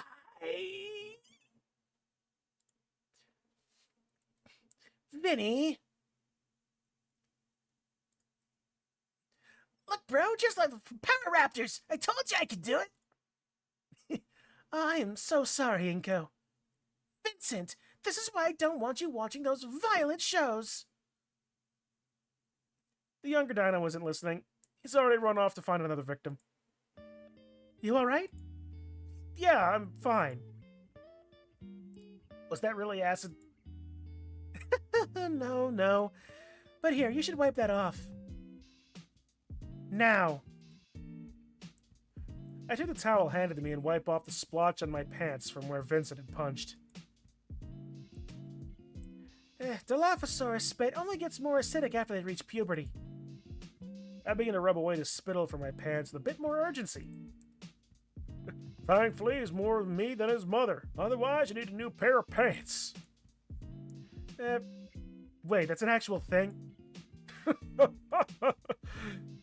So you must be Damien's new friend from school? Indeed I am. Damien's mom heads Mom's head pops at the side of the deck with a tired smile. Hello, ma'am. Thank you for having me. Oh, I didn't know we'd have guests so soon. I would have cleaned up more. You can just call me Sophia, dear. Speaking of school, Damien told me you were there. Why'd you be going there of all days? Honestly, I didn't even realize that today is a holiday. Usually I mark them on my calendar, but it must have flown over my head. Oh, it's no worries then. It's mainly us dinos who celebrate it. Yeah, Damien told me a bit about it, and I'm not sure I fully understand. In that case, I'd be more than glad to clue you in. It's called Summer's End, as today marks the last warm day of the season. After this, fall and winter start rolling in. Huh, interesting. You couldn't have figured that out when Damien said last warm day of the summer? Well, this will probably make me stupid for asking, but how come you celebrate it? Well, to put it simply, the cold might be manageable for warm bloods, but not for us reptiles, it's no bueno. So we spend the last day soaking in the sun and enjoying the warm weather before it starts getting chilly. Ah, that makes sense. Next thing you know, everyone's wearing extra layers and putting up the heat lamps. Though it apparently used to be ice age levels of frigid back in my granddad's age, so I guess we can consider ourselves lucky. Otherwise, we'd nothing but a couple of popsicles with our tails for sticks. The patriarch. It's a sentient alert and a half. I mean, there is a reason why I made my alerts the Statler and Waldorf. Because what is like every single one of my alerts I pick because it very much is like all of them are supposed to be making fun of the performers. So yeah, it actually might be time to go through my through my clips and see if I can add a few more. Actually, the patriarch lets out a laugh that's as infectious as his son's. He wipes a tear from his eyes. He goes back to flipping the meat on the grill. Anywho, we're gonna start cooking up the food, so make yourself comfortable. Thank you, sir. I mean, Randy. While Damien's dad attends to the grill, I move to the banister overlooking the pool. It's filled with a couple of aquatic toys and air-filled floaties. Man, I wish my place had a pool. Well, I do have extra G's at home. Ruining one pair won't be a huge issue. Nah, on second thought it'd be really annoying to deal with drying off and going home. Wonder how deep... Yeah! Whoosh. Ah! Ah. The hell are you doing here? I was invited! Focus our face, focus on all the other things!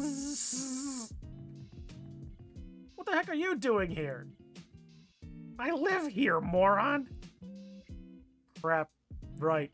Damien even told me on the way. And you were told a few days ago, even.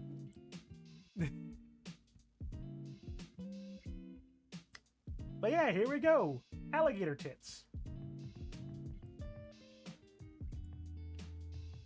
Anyways. No, really, why are you here? Nobody was at school when I got there.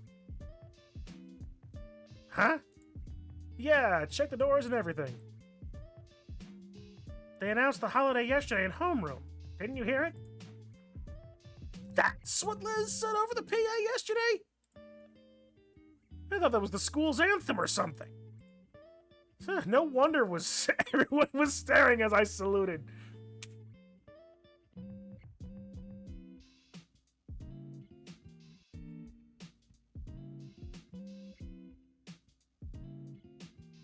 Yeah, this show is good for what ails me.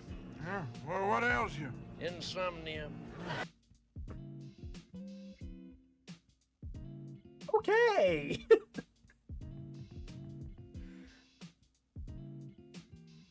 That one caught me off guard.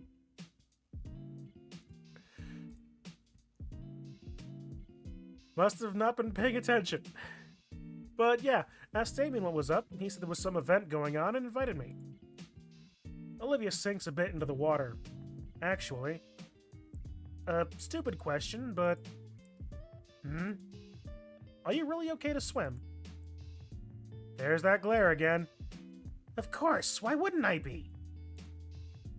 Well, you know.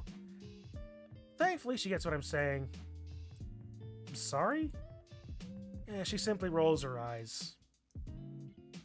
I like it in the water. I kind of wish I knew about all this earlier. I'd have brought my trunks. Ew, no. I'm not sharing my pool with you. What? Why not? Instead of answering me verbally, Olivia's tail whips up some water at me like a large wave. Yo, Inko, come check this out. Olivia takes the opportunity to slink back into the water. I think she's doing a weird version of the dead man's float. Well, whatever. What's Damien yelling about? Yeah, Damien. Well, first, my little bro has something to say to you. Sorry for giving you an acid punch, Inky. Looks like he taught his younger sibling about my nickname, too. It's alright, Vinny! Vinny extends his hand for a handshake, although it's obscured by his sleeves. And secondly, we need a few chairs out here. We got some folding ones, but also some from the kitchen.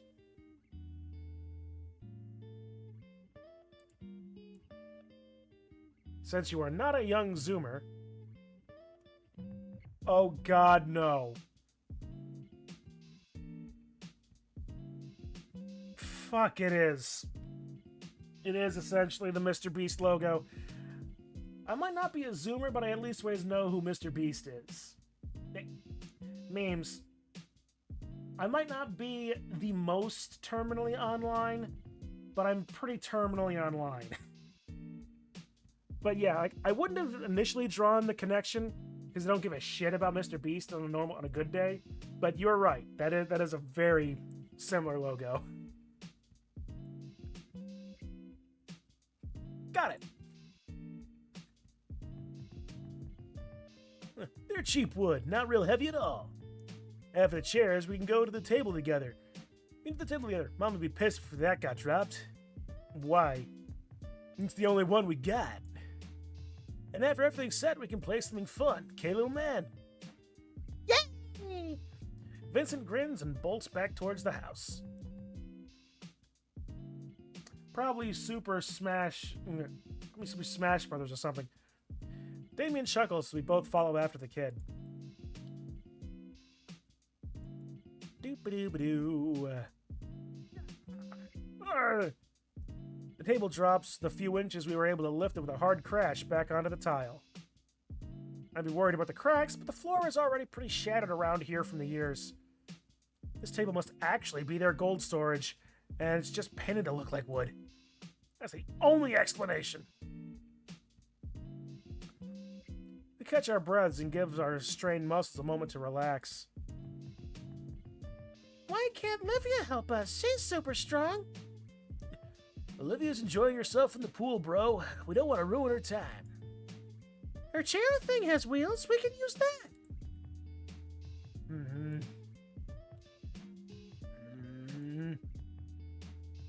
I think it might be a bit small.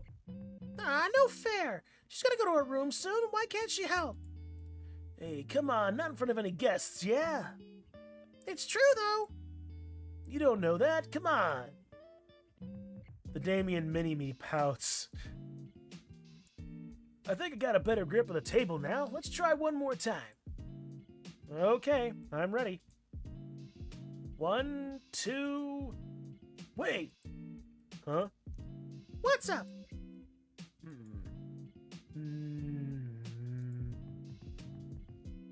Oh! Mom must have been talking about the plastic table in the garage, not the dining room table. You're right!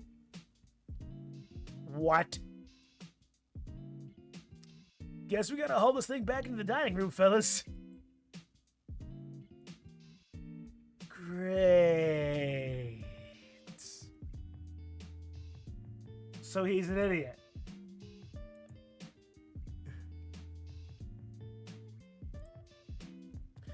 After getting the suspiciously heavy table back inside, Damien and I carry the much lighter plastic one out the door. As I catch my breath, I notice the younger dinosaur is gone. Maybe he ran off to do something else. Either way, I guess now's the time to ask. Hey, Damien. Yeah? What was that about Olivia going to her room? Oh yeah, sorry, An awkward silence fills the air for a few moments. It's just... She doesn't really stick around for family events like this is all. Regular introvert stuff, you know? It's no big deal. You say this, Damien. But when I was your age, my one sister complained at me for being antisocial with that exact same thing. For this exact same thing.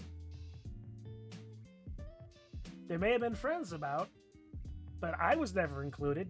So I went off and did my own thing, and I was called antisocial for years. The correct term is himbo. Okay, you know what? Sure. He's not an idiot, he's a himbo. Fair. And your parents are okay with that? Why wouldn't they be? She's her own person. Right. She usually makes appearances for food, though. Hey, speaking of food, you want to go check on the grill? Why? There's no way the food is done by now. I know. I just like the smell. Oh, all right then. Sweet, let's go. As we make our way over to where Damien's dad is manning the grill, I catch a whiff of the spices and marinades applied to all the meat. Yeah. Oh. Sophia's accompanying him, helping to place the meat on the grill. How's it coming along, Pops? You making any how I like 'em? You know it, son. Have a look for yourselves. He steps aside and lets us gaze at the variety of barbecue set over the flames. The smell of it cooking and the symphonic sizzling sound has my mouth watering in seconds. Same here, buddy. Good, right? I'll say. Randy uses a pair of tongs to grab a steak that looks halfway cooked. The secret is you gotta let these babies have some time getting seared on each side. That way it really hones in the flames. Whoops.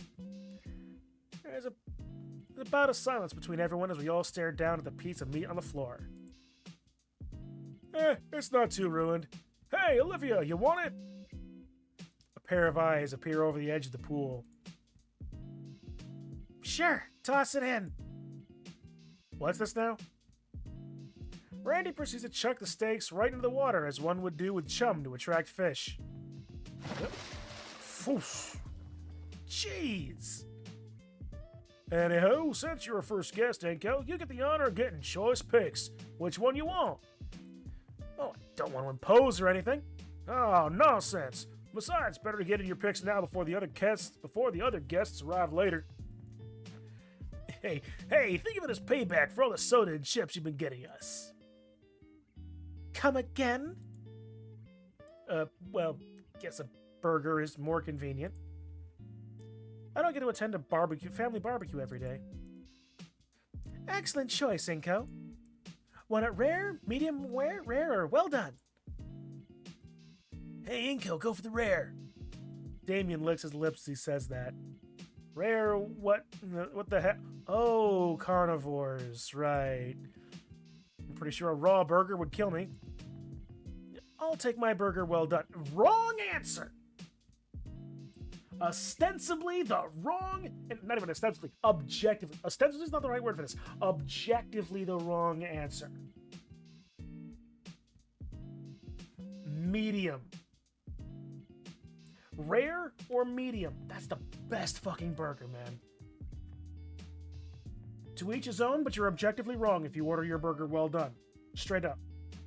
This is not up for debate. This is my channel. This is my food, and I will eat it, and I will tell you how to do it right, damn it. Culinary school. Fuck you. Hamburgers can be well done and be fine, but steaks are best when they're still mooing. Agreed. But you're still wrong. But you're still wrong about it. That burgers are still best objectively at like medium or medium well. Just a bit of pink in there is just perfect.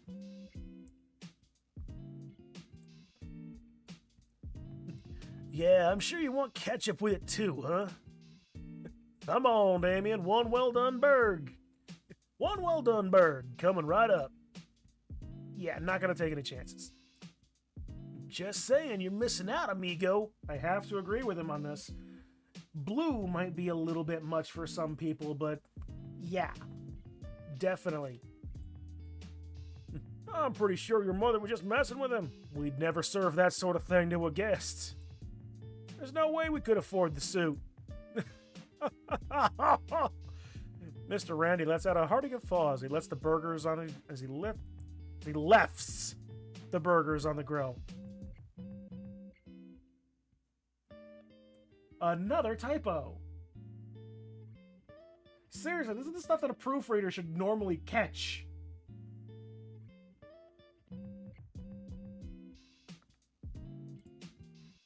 It's alright, son. Though I may not look like it, Vol Caldera has its share of humans. From what I know, you guys can eat about anything, right? Raw meat aside. I mean, yeah, I guess. Must be nice just to grab whatever's on sale at the market. Meat prices these days are getting pretty crazy. I've seen some of that synthetic meat around. That might be cheaper. Why not try it out? And everybody gives him the stink eye. Well, they say all good things come to an end. What's that got to do with this show?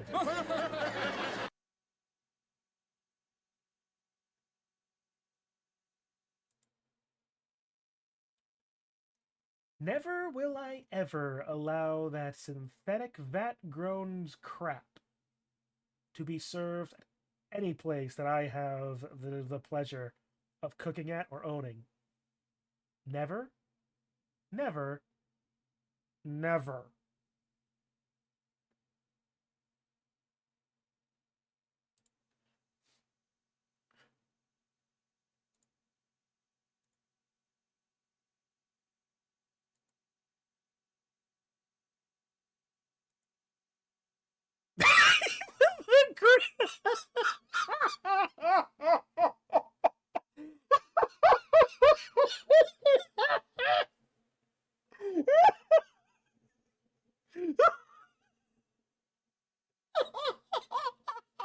I now realize television has one major advantage over a live stage show. Oh, what's that? A television you can turn off. Oh, good lord.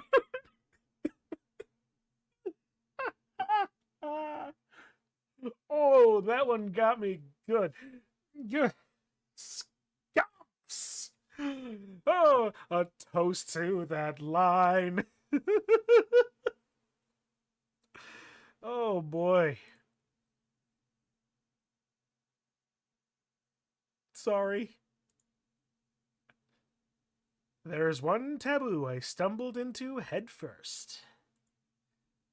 Noted. I better change the subject before things get any more awkward. So, hey, Damien. I've been curious this whole time.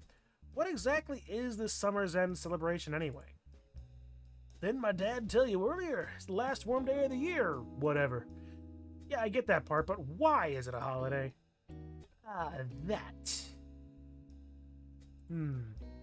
Actually, I don't really remember either.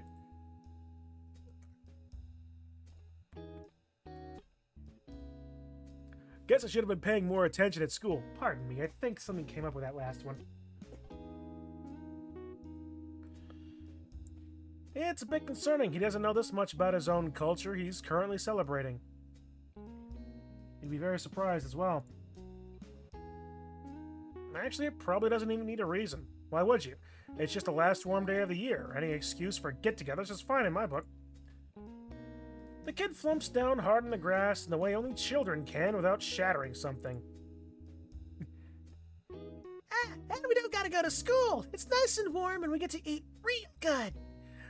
I think those Mayans had the right idea. Vinny! Mayans, yeah? Hey, Inko, are you a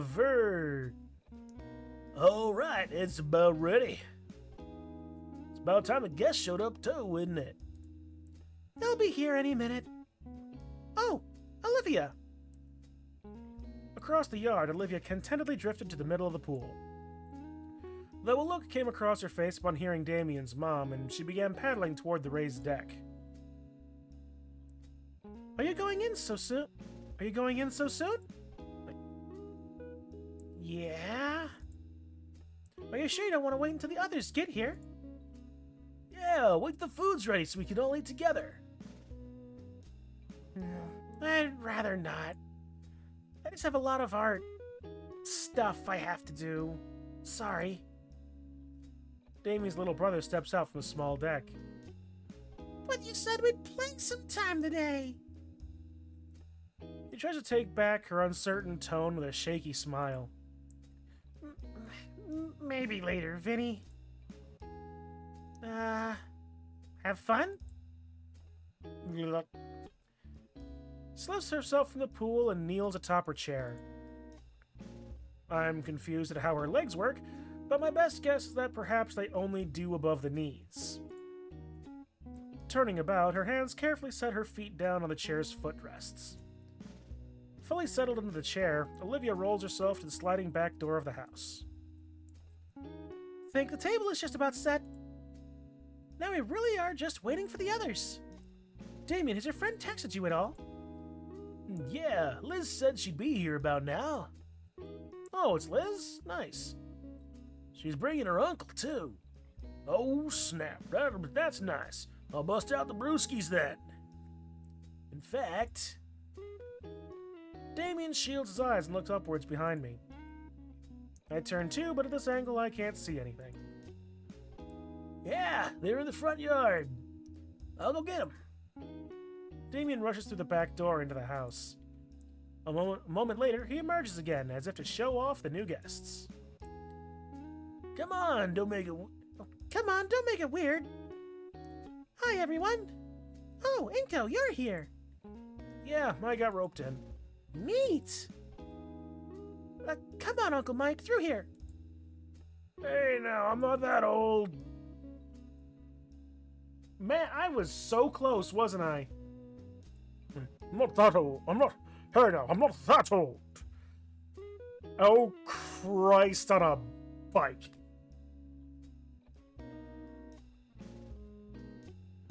Oh, no. He's wearing the item from the frickin' choices.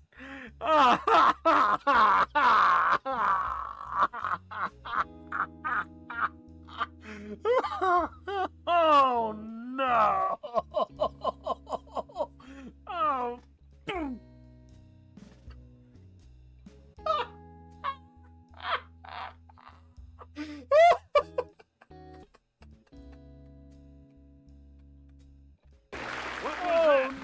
It's called the medium sketch. The medium sketch? Yeah, it wasn't rare, and it certainly wasn't well done.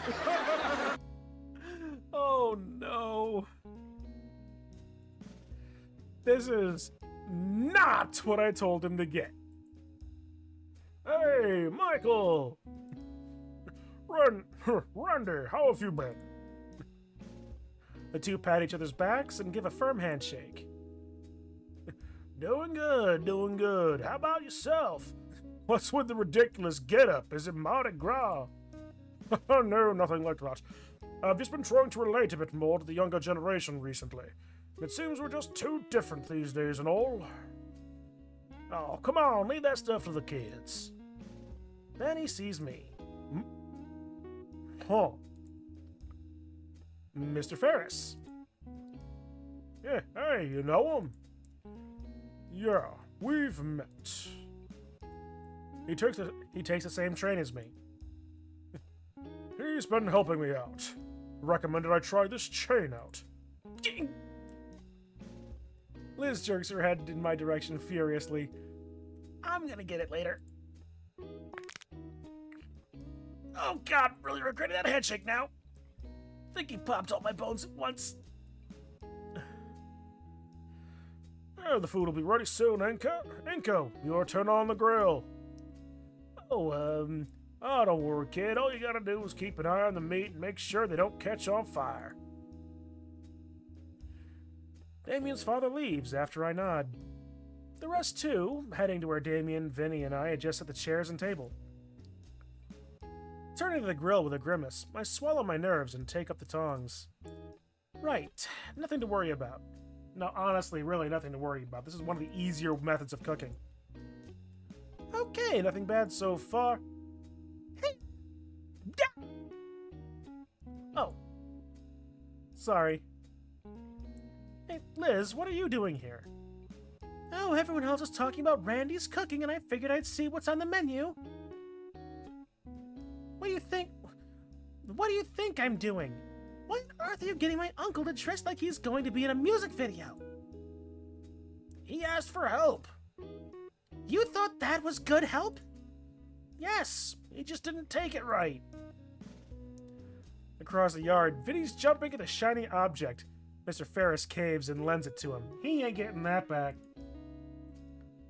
See? Problem solved. Ignoring Vinny, now strutting around like a gangster. Ah, man. Whatever. What's actually cooking? I motion to the silver trays spread out next to the grill. It's a lot of meat. Actually, aren't you a herbivore, Liz? I am, but I think Damien thought ahead for me. Wait, wasn't that the salad I brought? I knew he wouldn't forget about me like that. Anyway, is Olivia out here? She was just in the pool. Decided to go inside. Liz's head is still for a moment, as if she's in thought. Apparently it's a common thing with her.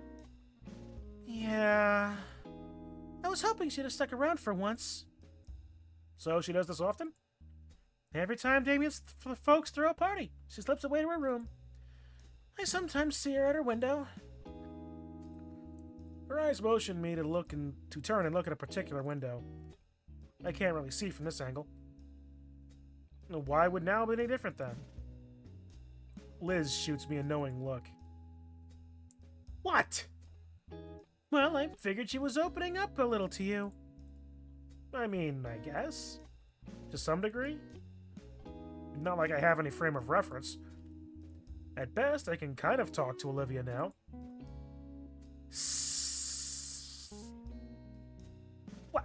What? Did you just hiss at me? No. Then what? Oh, God! Spinning around, I see that something is caught on fire. I grab whatever it is with the tongs and flay it around, hoping the air would put it out. It works well enough, but it's pretty burnt. Well, that one's a lost cause. I give the piece of charcoal a careful look, and yeah, it doesn't look edible in the least. I put it back to the side and turn back to face Liz. Anyway, what were you saying about Olivia opening up? Yeah, it's strange, but also good.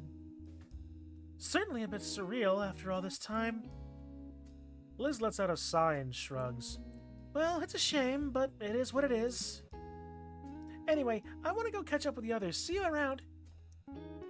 Liz returns to the rest of the gathering, leaving me alone with the grill once again. Burnt piece of meat aside, the rest of the food is looking good. Still, I'm not exactly the best grill master. Not like it matters too much for Damien's folk, whether the food's actually cooked or not is purely an aesthetic matter. A couple more flips and the meat is brown and sizzling, which is good enough in my book to put them along with the other finished pieces. Thinking about done with my shift. Damien's turn was next. Just gonna be wrapping up these last few things. It doesn't take me long to spot him chatting with Liz, who's enraptured with whatever's guaranteed high-concept discussion they're having. Hey, Damien! Damien's frill things perk a bit as he turns around to face me. Your turn on the grill! Alright, you got it, hombre! He waves Liz over and takes firm hold of the spatula. Okay, time to get some more... He suddenly pauses as his eyes fall upon the charred remains of a once juicy and savory piece of meat. It doesn't burn that fast, and usually if something catches on fire, it's the meat juice in the meat that catches fire, not the actual meat itself. He picks up the piece of meat and inspects it before chomping down on it with a single bite. Okay, I'll finish cooking the last pieces. Inky, if you're If you'd be an awesome dude, can you start serving the others what's already to chow on? I gave Demi a nod and grabbed the tray of cooked meat. 2 hours. I took the tray over to the eagerly waiting crowd with all the care of the to be expected from someone surrounded by a very hungry meat-eating saurian. Upon seeing the platter of delectable and edible flesh, stop whatever they are doing and begin to gather around the table.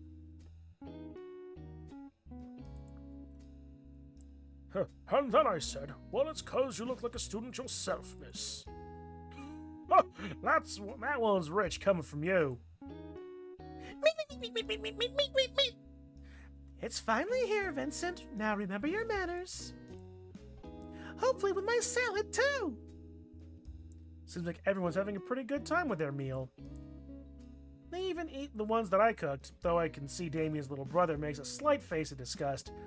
Still, winds up chomping on the meat anyway. All in all, I'm pretty satisfied with how my cooking turned out. Fucking hell. I take a seat next to Damien and Liz and prepare my meal before I dig in. Gotta go with the tried and true. Ketchup and nothing more. Philistine. Absolute Philistine.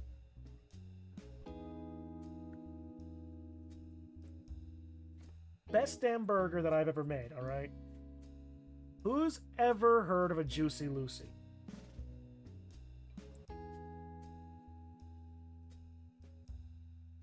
This is just some of the best stuff, right? Alright. You take the full half, like, I guarantee you on this, listen to this. A third of a pound burger. You take a 1-inch cube of American cheese. And you know what? You just stuff that burger with that cube of cheese. Reform it up into a full patty. Grill that. Medium, of course. Set it aside and let it rest. You have to let it rest because that cheese will be...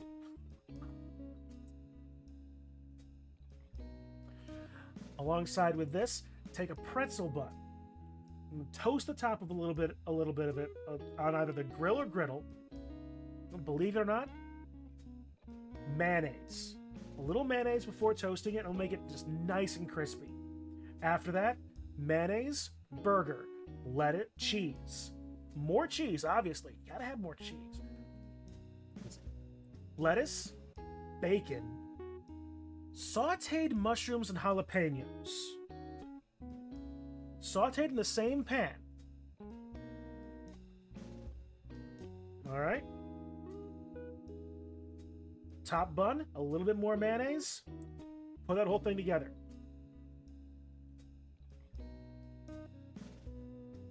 Some of the best burgers I've ever made. I'm a big fan of stuffed patties. It overpowers the meat flavor a bit too much. To each their own. But, yeah. Like I said, it's just one of the things that I made that I like most. Best things that I think I've ever made, so... Take it as you will, but, I'm the chef, so I'm right. Sounds great, except the jalapenos. Replace those with diced onions and saute it with the mushrooms, and there you go. You know what? Fair enough. Some sauteed the mushrooms and the onion. That actually, honestly, like for me, I just like this. I like the spiciness of the jalapenos myself. So yeah, like again, to each their own. I'm still objectively right because I'm the cook, but that doesn't matter. Anyway, where were we? Ah yes, ketchup and nothing more. The Philistine. With my burger prepared, I go in for my first bite. Gotta say, Damien's dad did a great job with the patty. Yeah, so what do you think, Anko? I give it a thumbs up and smile the best as I can with a full mouth. The elder dinosaur gives me a toothy, sauce-stained grin in return. I can see where Damien gets that toothy grin of his. Savoring the well-cooked meat patty and buns with each bite, I slowly lose myself in the party's mood. Though I feel more ancillary from it, seeing the adults lost in work talk while Damien and Liz are handling the excitable Vinny. Humming around a mouthful of burger, my eyes wander. The entire yard is smaller than mine, and there are tons of toys scattered in the low-cut grass. Not too many plants either, Just the grass and a couple of shrubs running alongside the fence. The word quaint comes to mind. It's definitely comfortable. Maybe intimate. I could picture the kind of events that happen back here. I shake my head, clearing my photographer's mind away. It's Damien's place, private property. I'd have to ask before I do anything camera-related. Thinking about it, though, I do have my camera, securely stored in my backpack inside the home. Oh no! Oh no! A part of me considers grabbing it, and as I look back toward the house, I spy a certain someone at their window.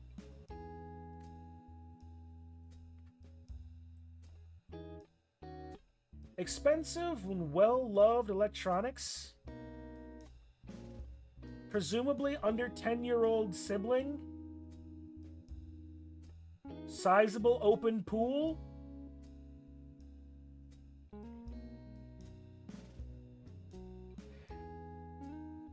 If not today, maybe not today, maybe not tomorrow, but sometime during the narrative, I'm almost certain those three will meet.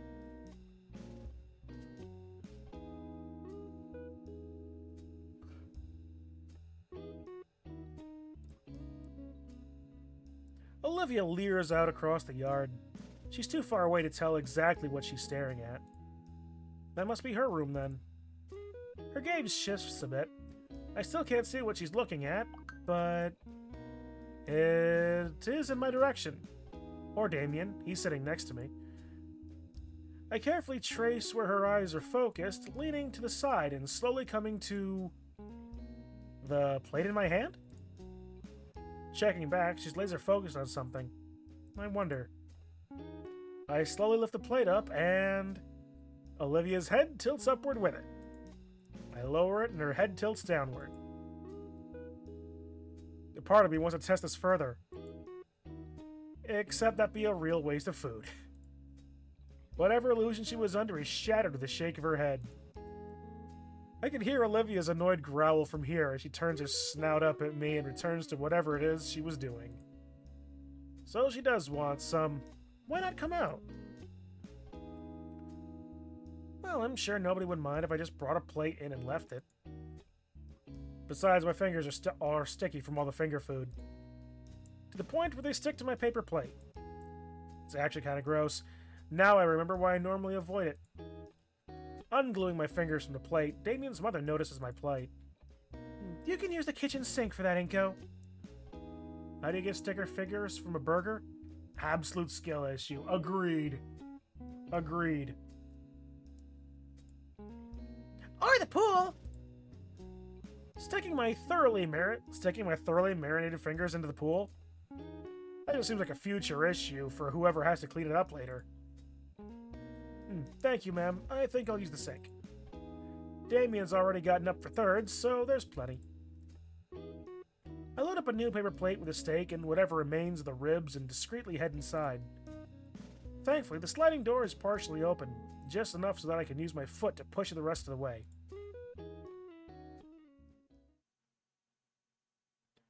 There's a coffee table in the living room. That's as good a place as any. And the kitchen's right there. I'll just rinse my hands off a bit. Making liberal use of the dish soap, I start scrubbing my hands thoroughly. While I feel the stickiness start to unstick myself, I look out the window. Damien's parents seem to be focused on Vinny, but Damien is still shooting looks to the left. The hyperactive's hybrid shoots up from his seat, disappearing from view. Wonder where he... Woo! Dang, clothes still on and all. Kid was serious about washing hands in the pool. Man, I could have gone for a dip myself. The AC in here makes a huge difference. Must be 90 degrees out today. Why would there be AC inside if everybody is like cold-blooded and needs to stay warm as long as they can? There's plenty of soda, so I'm not in danger of dehydration at least. Au contraire, piston puss. But geez, I'm only noticing just how warm I still am from stepping inside. I'm surprised there's no steam rising from me. Looks a little red too. Good thing I didn't bring any sunscreen. Crap. It's not that bad yet. Maybe the Pains have some sunscreen around. No, they're reptiles. They wouldn't have any. Maybe I'll just have to deal with it. Oh, he's going to be peeling for a week. My knuckles start hurting from being wrung so much. The smell isn't gone yet, though. Anyway, should be clean enough to... Boink! Both of us are frozen still, locked in a staring contest. Okay. I guess there wasn't anything I missed. The steak shoved in her mouth, she stares like a deer caught in headlights. She spits the steak back on the plate in her lap and grips the insides of her sleeves. It takes me a moment to collect myself and to muster up some conversation. Yeah, your delivery came in. You want a soda with that? The joke goes unlaughed at. I tried. May as well.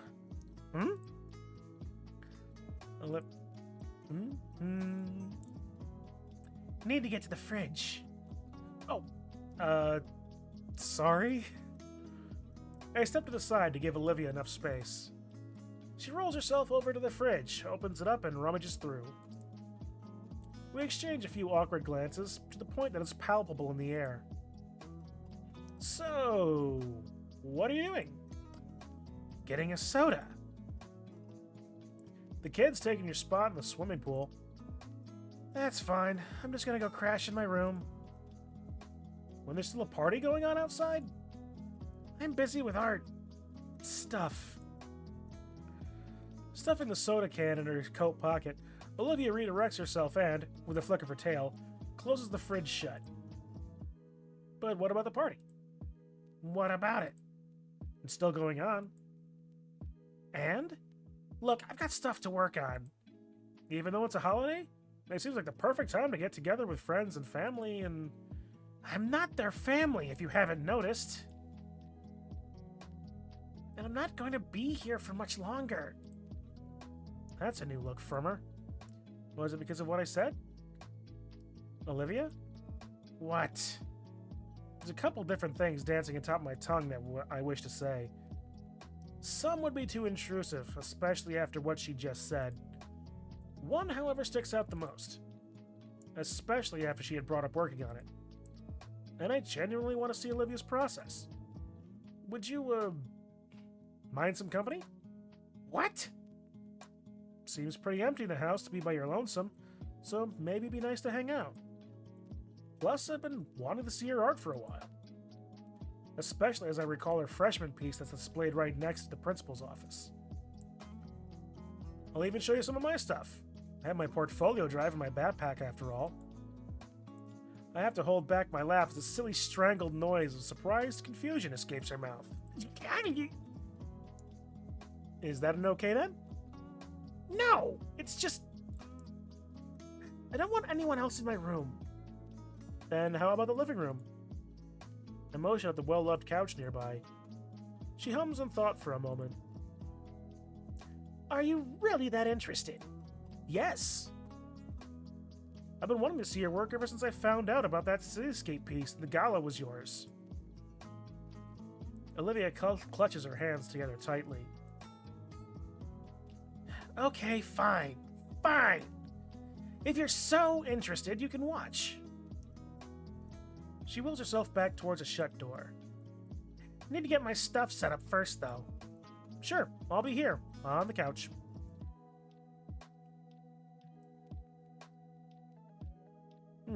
I kind of feel bad for missing out on the party, too, but I doubt I'll ever get another chance like this. Olivia returns with a small easel, already set up with a half-finished painting. She takes a moment to shift herself from her wheelchair to the end of the couch, right next to me. She's pretty close to me. I can feel her thigh barely brush against mine, but I'll try not to pay it no mind. The painting looks like a bust of a nondescript dino guy. Although with how vibrant these guys are, it could easily be a portrait of someone specific. This isn't that good. She rips the page off and crumples it in her hands. Starting over then? Don't interrupt. She takes a deep breath. The paintbrush nears the canvas, slowly and gracefully, although it's clear her nerves are getting to her. Okay. Wait. Olivia looks down for a moment before she jerks her head back up, her face gaining a reddish hue. Dude, why'd you scooch so close to me? I didn't? You're the one who sat next to me. Oh.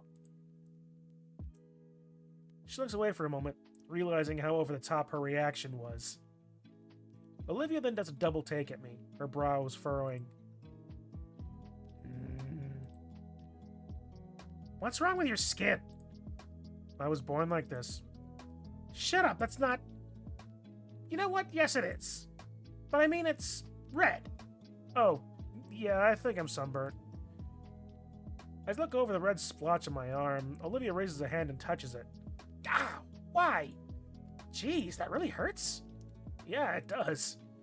I didn't think to get sunscreen on my way over. There wouldn't happen to be any here, right? Point taken.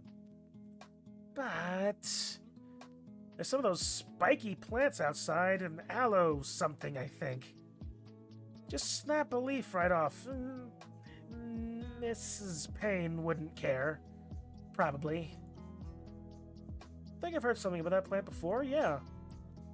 Alright, guess I'll give it a shot. I get up and head back out the front door.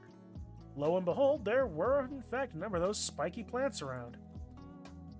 I walk up to the nearest one and carefully grab the leaf in a spot with dull spikes. It bends and snaps off pretty easily.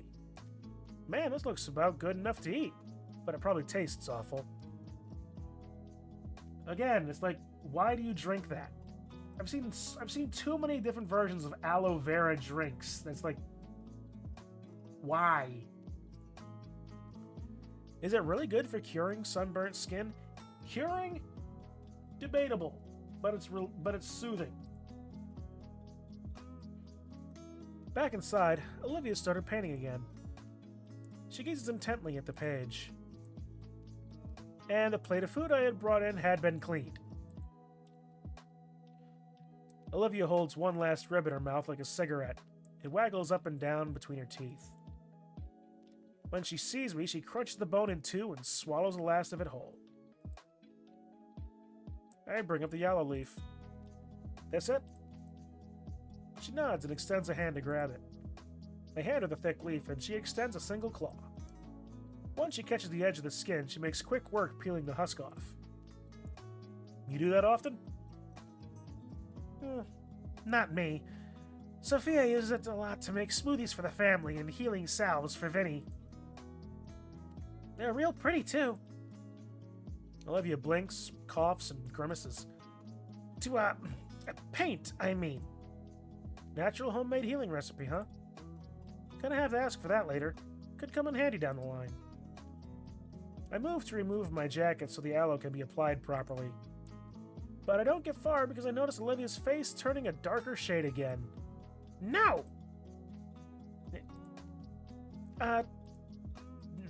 No need to remove your jacket. Just roll up your sleeves and put the jelly on your neck. She hands me now exposed aloe jelly, all the while doing her best to not lock eyes with me. After rolling up my sleeves, I scoop out a dollop of the opaque substance. The feeling of relief hits me the moment I spread it across my neck. Man, this feels good. It really does.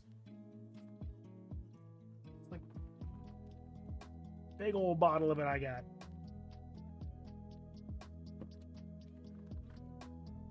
I start applying more to my nose, cheeks, and most importantly, the top of my head.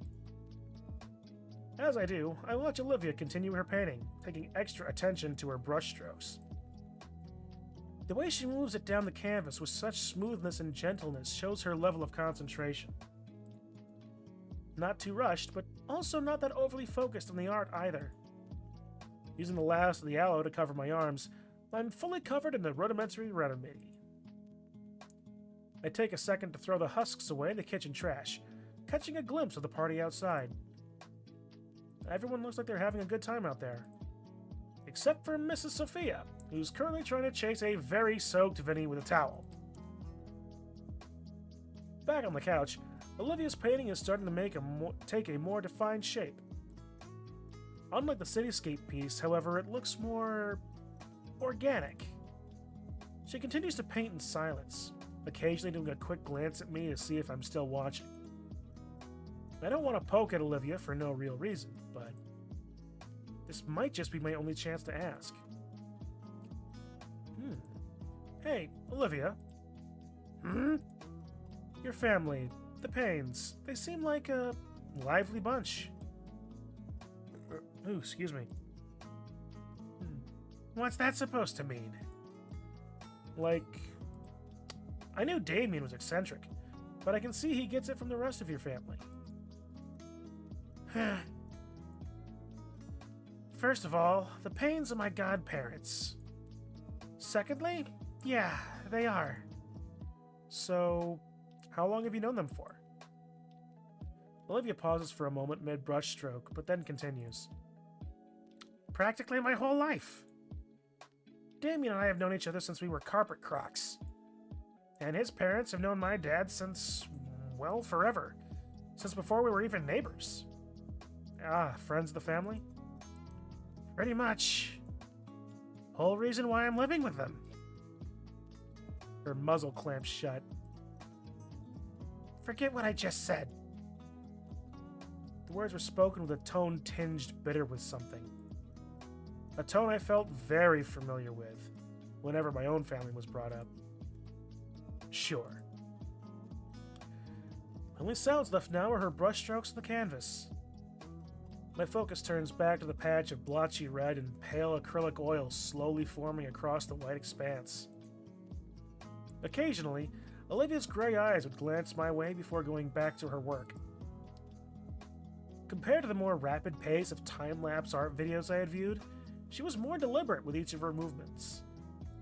Pretty obvious since most of those are done digitally, another thing I'd not considered. Still, staring at the painting in progress itself, there's something uncanny about it. It's now more formed, definitely looking like something. Cupping my chin with one hand in contemplation, I use the other to try and trace out the peachy pale and vibrant red colors. Dude, she's painting your sunburnt ass. Olivia looks back to me again, and a glint of something shines through her eyes. Hold that pose now. Hey, how long have you been using me as a layman doll? Her hand fails to cover up the snort that comes from her nose, followed by a gremlin-like cackle. Consider it the price to see my process. I want a refund. Nope. Looking again, it's slowly becoming an oil bust of my burnt face. There you go. Like looking in a mirror, eh? Can't you at least get my good angle? Nope. Turning back to the mural du melanoma, Olivia starts adding in a blotch of cream by my head. A sigh escapes my lips. Hey, I said stay still. And why? I'm not that red. Another high-pitched giggle comes out of Olivia. I feel like I've got this voice completely wrong. It's called artistic license. Well, it needs to be renewed. Despite being the butt of her joke, I feel myself smiling. Must be the new sounds from her, the first time I think I've seen her happy outside of Yatakan's class. And yeah, that laugh of hers is kind of infectious. The silence returns, though the mood feels much lighter now. I feel so stiff right now. I don't know how long I've been holding this pose. If I had to guess from the sunlight filtering into the house, it's been at least an hour. Mural de Melanoma was almost done, and it was staring back at me with the most intense eyes. How you can see that behind the sunglasses, I'll never know. Olivia's attention was left on one final detail. The hand holding my chin. I'm thankful she'd finished the sunglasses first, because the reflected light from the sliding back door had been searing my retina. Olivia, hush! She turns her head and focuses entirely on the hand held by my ear. Pupils moving rapidly to try to take in every last detail. Her fingers twitch as her hand hovers over the painted hand. Her eyes are now shifting between my hand and my eyes. Her hand is now quaking, and a growing redness suffused her face. The more she looks toward my eyes, the more her arm shakes and face brightens. Finally, she turns away from me entirely, bringing both of her arms with her away from me and the canvas. Okay. Okay? Her cheeks puffs out as she exhales her held breath. I do the same thing. I'm focused on a particular, on a particular point on a mini, I'll usually hold my breath to keep my hand steady. Doesn't always work. Okay. Finally, she turns her cherry red face to the canvas and inspects the near complete portrait. I'll come back to this later.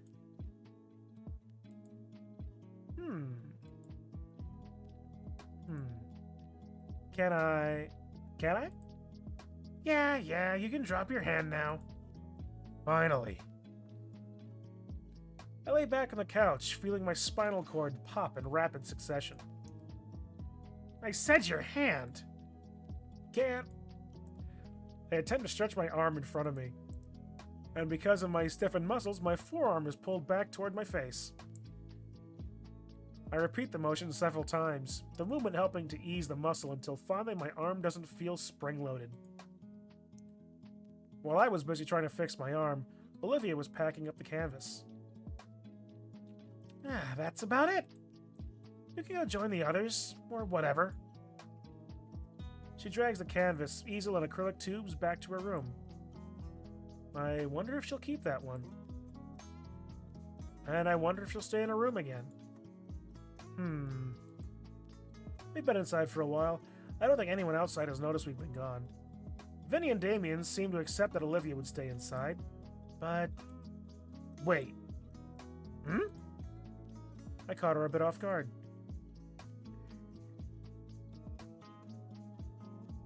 Oh, honestly...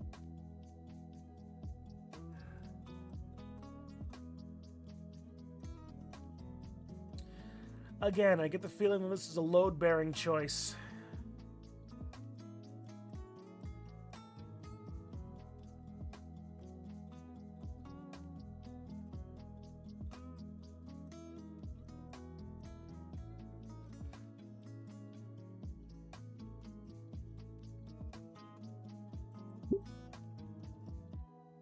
If I'm going outside, it would be rude of me to leave without saying bye, at least. She looks at me quizzically. Sure?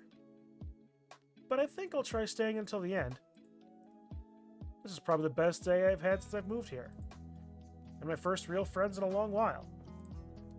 I'm glad to have been invited. She's not leaving, but she's scanning me suspiciously. Damien's been a great friend, and his folks have been really nice to me. Better than my own parents, even. You're lucky to have them, I think. I guess? Good for you. Have fun with that. I really need to. I think you should come along. She freezes. What? Her eyes widen and some of the color leaves her face.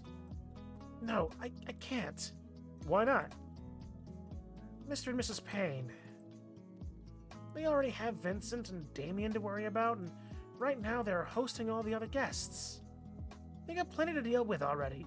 I'm not worth the accommodations. Just leave it. Let them be normal. Even then, it's like I said, they don't have much time left. What do you have, dino leukemia?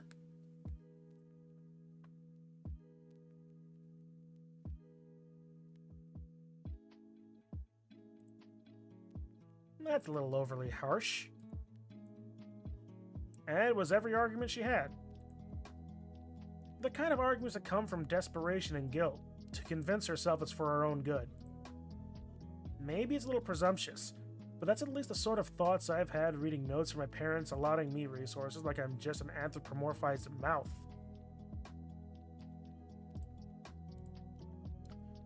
Certainly doesn't seem like I'm worth it to them sometimes. But they're your godparents, right? They're helping your folks, yeah, but they chose to have you here. Because they want to let you be normal. That doesn't... A normal part of their family, I mean. I don't think they'd have you here if they didn't want that.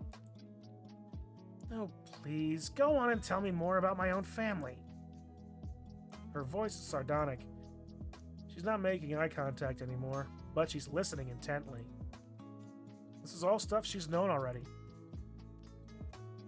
But you're absolutely right about one thing. You don't have much time left. Neither do I, honestly, even if it's mostly because of moving. You know what they say about rolling stones gathering no moss. Grab the handles and wheel her. And that way, we're in the same boat. Give it a shot. There's some perfectly good moss right out there.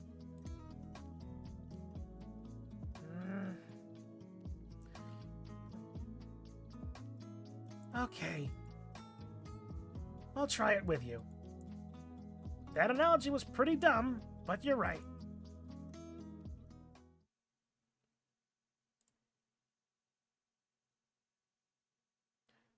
The back door squeaks back open. Even with sunglasses, I wince at the sudden brightness.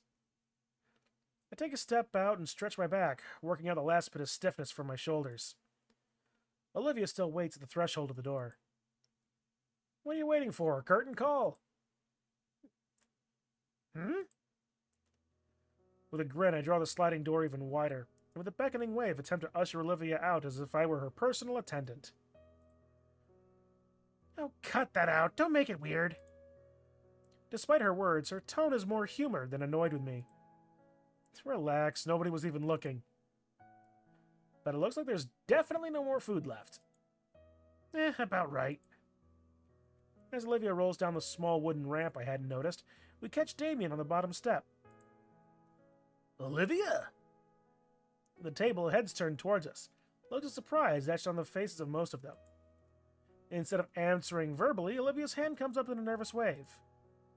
The rest of the party resumes their prior discussions, although maybe a bit livelier than before. Hey, cool to see you out here again.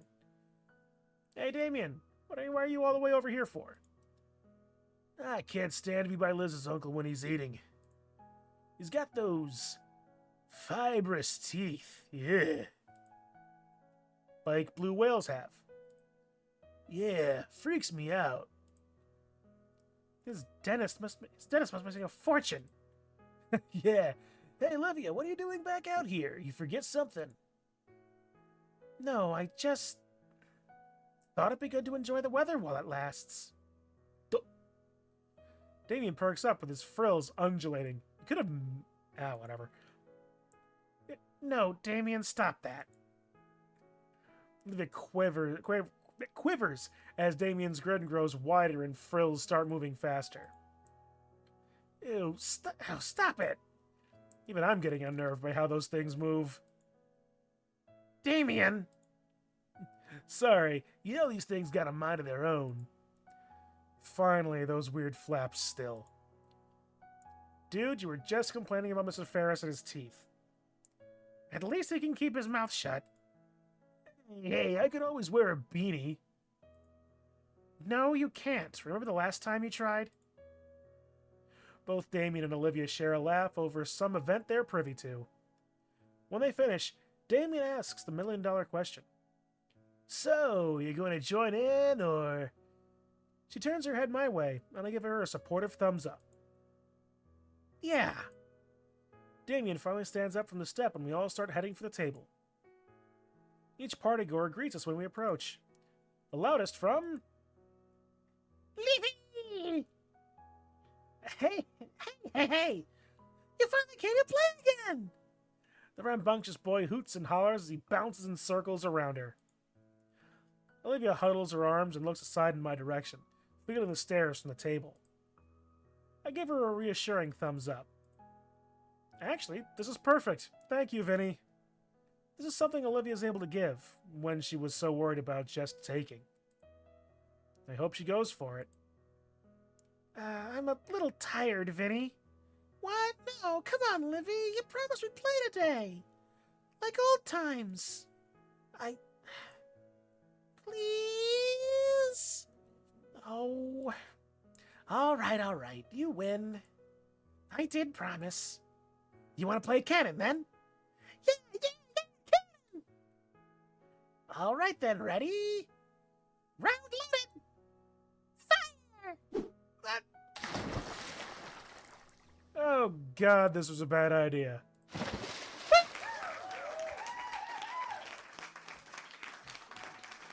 Whistle noise! Randy! Oh, relax, Soph. Vinny's still young. Michael, Vinny, be careful. Okay, Mom. Ooh, have you gotten stronger, Olivia? No, shut up. Anyway. Olivia smiles and pats his head. It's weird seeing it, but as she readies Vincent for another launch, the Gator girl has a brightly toothed smile I've never thought she had.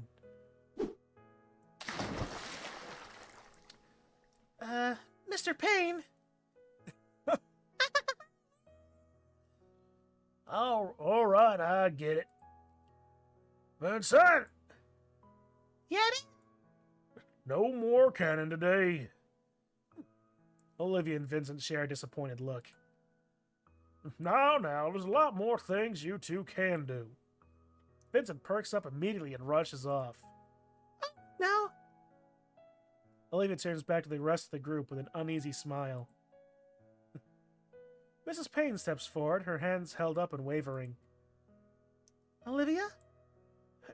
Hi, Auntie. Miss Payne and her husband approach, both with nervous smiles. When she speaks, it's with a certain restraint, holding her excitement back. As though worried if she showed too much, she'll change her mind and go back in. I didn't miss much, right? I'm so glad you came out, dear. The older woman kneels in front of her and wraps her arms around Olivia. Aye, it's been too long, little Ace. Randy's hand ruffles her hair while his other arm also encircles both Olivia and Sophia, and while Olivia does her best to avoid his palm. I can see the tiny smile on her face.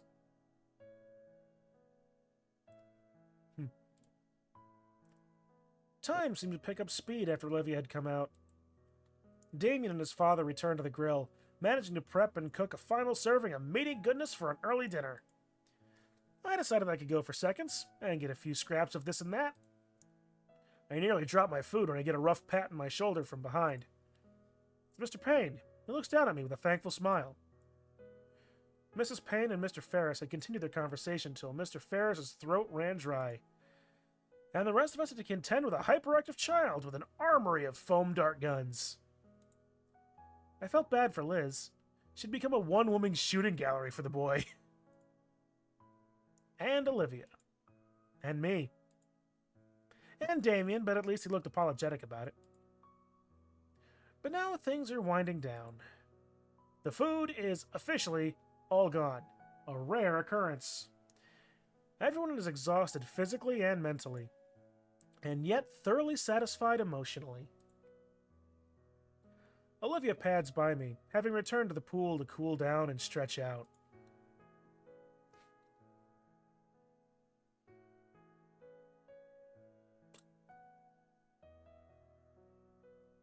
Yeah, definitely tamer than the last one. There was just one last thing to really cap this off.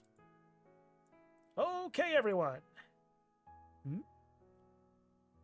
Pfft, Vinny! I hollered at everyone currently on the deck, grouped up nicely for me. Looking through the viewfinder of my propped-up camera, I adjust the focus to ensure everyone is captured perfectly in the shot. All right, on 3, give me your biggest smiles. 1. Wait! Olivia turns away from the camera, looking towards Damien. With a grin, Damien waves for me. Dude, you gotta be in this too. Just nods and words of agreement from everyone. Well, it's been a while since I've used this mode, so why not? Setting the time delay along with the sports mode, I'm sure with 10 rapid succession shots, at least one of them will be perfect. I can always do some post-production on it too. Ensuring that the focus is still fine, I click the shutter button and keep the count in mind. 30, 29, 28. Really? 30 seconds? By 13, I have settled myself next to Damien and above Olivia. All right, 9, 8, 7. I feel something wrap around my ankle and press against my back on 4. Oh no, he's going in. 3, 2, 1. Ah! Yeah. My camera flash goes off 10 times as I'm pushed over by Damien and pulled into the pool by Olivia.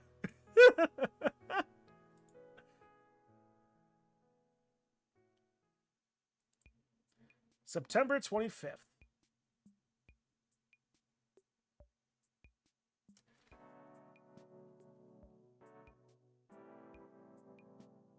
Yeah, I was just thinking that.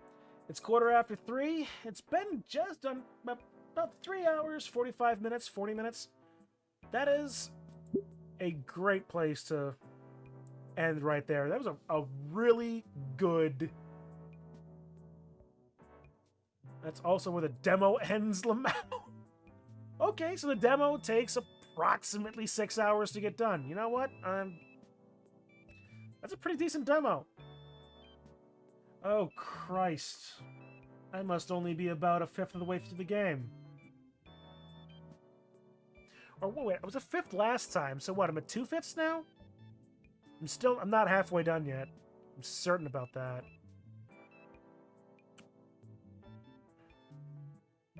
You are still a fifth.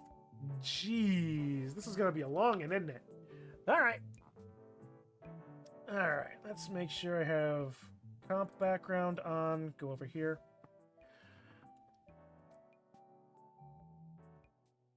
And the next...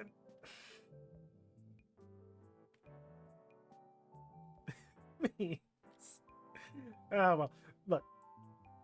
Honestly, though, that was a really, really good scene. I mean, that was warm, fun, inviting. I mean, got a lot of great character development on all sides. And honestly, yeah.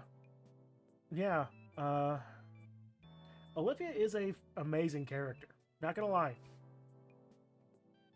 And actually getting into some like the extended characters, some of the side characters and extended and families of the characters a little earlier is definitely a good thing, especially when we're focusing on a much smaller cast of main characters. It's been a really fun one. I really have enjoyed it. I still don't regret my reticence to start up another game. One of the more emotional bit before that, I'm not worth the accommodations, is such a meaty line that I think it's one of my favorite lines throughout both games. Yeah. It really was. Getting those big dose of imposter syndrome definitely brings a lot of stuff into context with this character. Honestly, hang on. Not to continuously talk about myself, frankly, but I kind of have the same sort of deal when I'm with most of the projects I deal with, whether or not it's these resin dice that I've been trying to make lately and truly understand how it all works, or any of the painting stuff that I have yet to do, especially as compared to some of the stuff I've done before.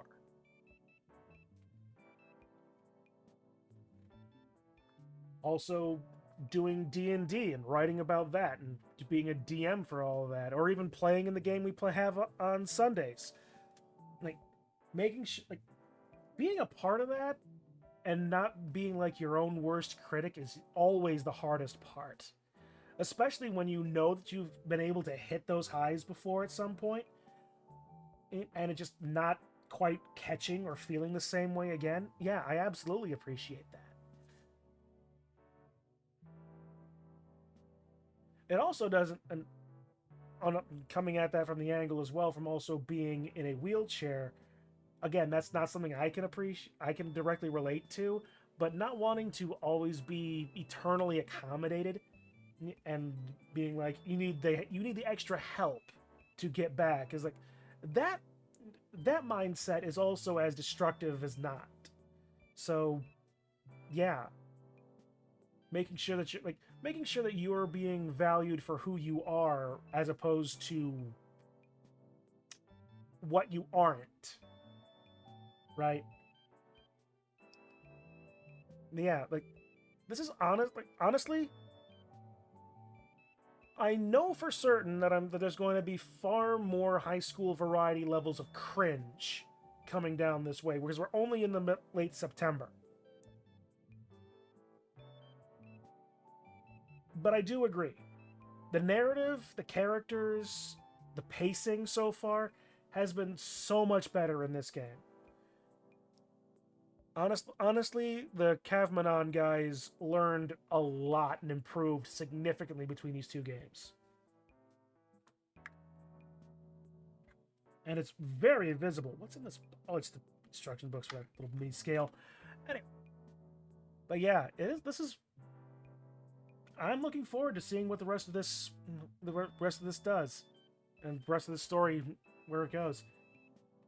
I'm not specifically I'm not regretting my reticence to play this because, again, it's another visual novel about high school and not exactly my shiningest moment in my life. But then again, most of my pain and complaints come from college, so yeah.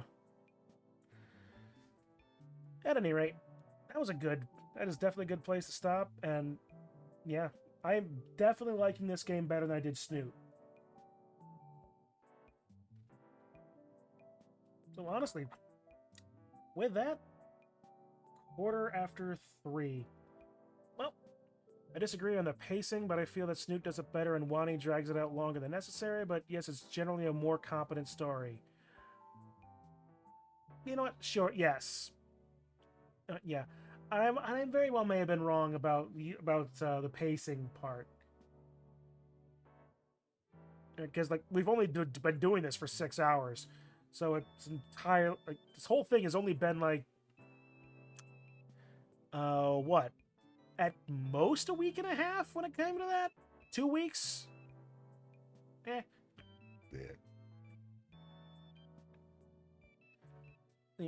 Now, a big question. Okay. Fang or Olivia?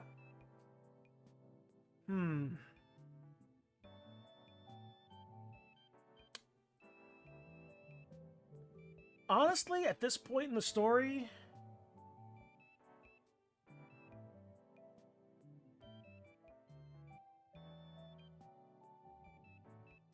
I'm going to give you a 50-50 on this. And I'm not sorry for saying this. Olivia's a better character. And I'm liking her a lot more than I do Fang. Don't get me wrong. Fang's still hot, though. Not gonna lie, Fang's just hot. Olivia's not bad looking. In fact, she's very attractive. Terrible taste. Not gonna... No, I'm like... Didn't I just say I like Olivia better as a character? So I'm agreeing with you.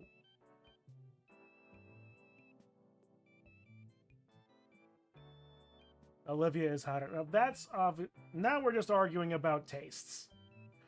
And I'm not saying that Olivia is unattractive at all. Don't get me wrong. But as a general rule, yeah, I'm just going to say Olivia is a better character. Definitely more, certainly more relatable, certainly less cringe. Absolutely better written and more fleshed out. Pun not specifically intended. Be seen the size of her thighs. And not directly.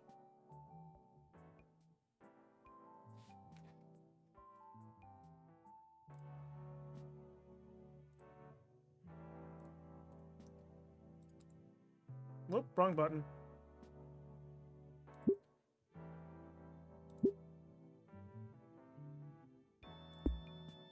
Yes, I already saved it. No extras. Gallery. And of course, are these not in order? I mean, yeah, she is very thick. I'm not going to lie. Again, like I said, Olivia is not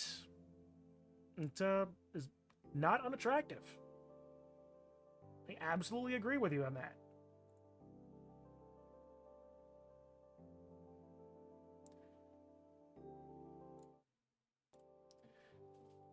But anyway. So,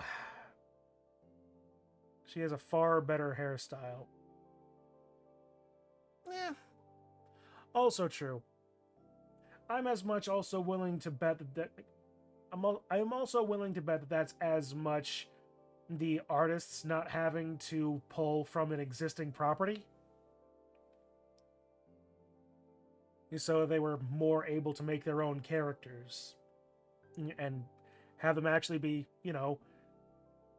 better than the original. Unless Volcano High was also done by Caveman, which I wouldn't be surprised about, but since it was kind of like an alternate version or something like that, I was always kind of sort of always of the thought that it was a fan spin-off more than that. The origin of Olivia was a crappy doodle posted on the Snoot thread, and absolutely not. Alright. So yeah, my Volcano High was a proper game dev studio, and it was absolute garbage. I agree. I've not played it, but I agree. So yeah, that's partly where I'm coming at with the art style on this, the character designs. If you're making a game based on a pre-existing work, like Snoot Game was, then changing the character designs is a little bit more gauche, however bad the Volcano High may or may not have been. But doing these with original characters gives them all of the authority to make the characters as they want, and they have done very well. I am not going to lie. They have done very well.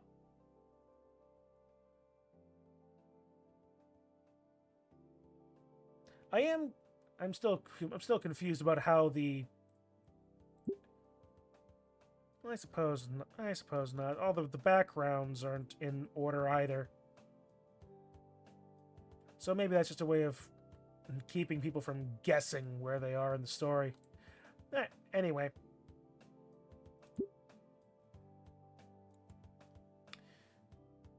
Yeah, it's a mess. Maybe alphabetical file names or something. That might make sense. Alright. Well, with that, that's the minor differences in opinion aside. This is probably, like you said, gonna have probably a good time to call it. So, with that, again, memes, thank you for, again, what's the word I'm looking for? Recommendation. This has been a good game, and I can't wait to see how it ends. I also hope to Christ that you would let me avoid any, sort of horrific endings. But I doubt you're gonna let me. Anywho. Absolutely not. Fuck you. Alright, well, with that, yeah. As per usual, more Crenbowl to come, more Wani, possibly some painting. Heck, I might even be convinced to try to do some more, experiments with resin in a future That path is your own. Only after the first ending I get, though.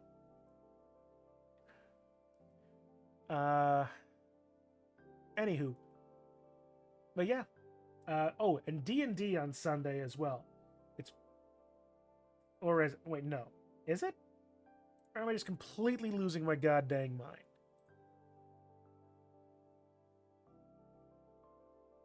I might be losing my goddamn mind.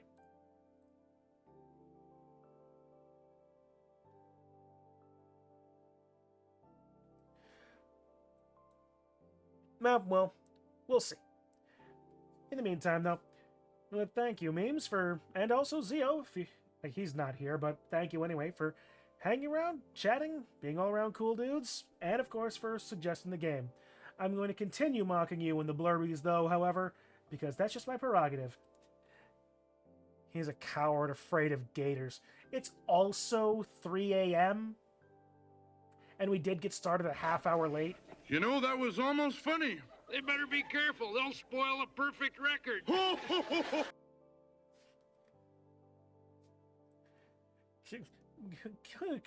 are you calling a coward? Like, if you're calling Zio a coward, that's one thing. If you're calling me a coward, I had to keep an eye on the Krendor game. There might have been something that an admin needed to help with. But anyway. Yes, I'm calling him. Okay, cool. Alright. Fine by me. You heard it, Zio. If you're watching this, Memes is calling you out. Sometimes you sleep for Gator, so he should too. Alright, fair enough. Well, I will leave you to go and get your sleep back after Gator. So with that, my friend, I will see you all in the next one. Have a good rest of your day, all. Or night. Or afternoon. Fuck, I'm not your babysitter. Have whatever time of day you're having and have it be a thing. Later, Gator. In a while, Crocodile. Okay, bye.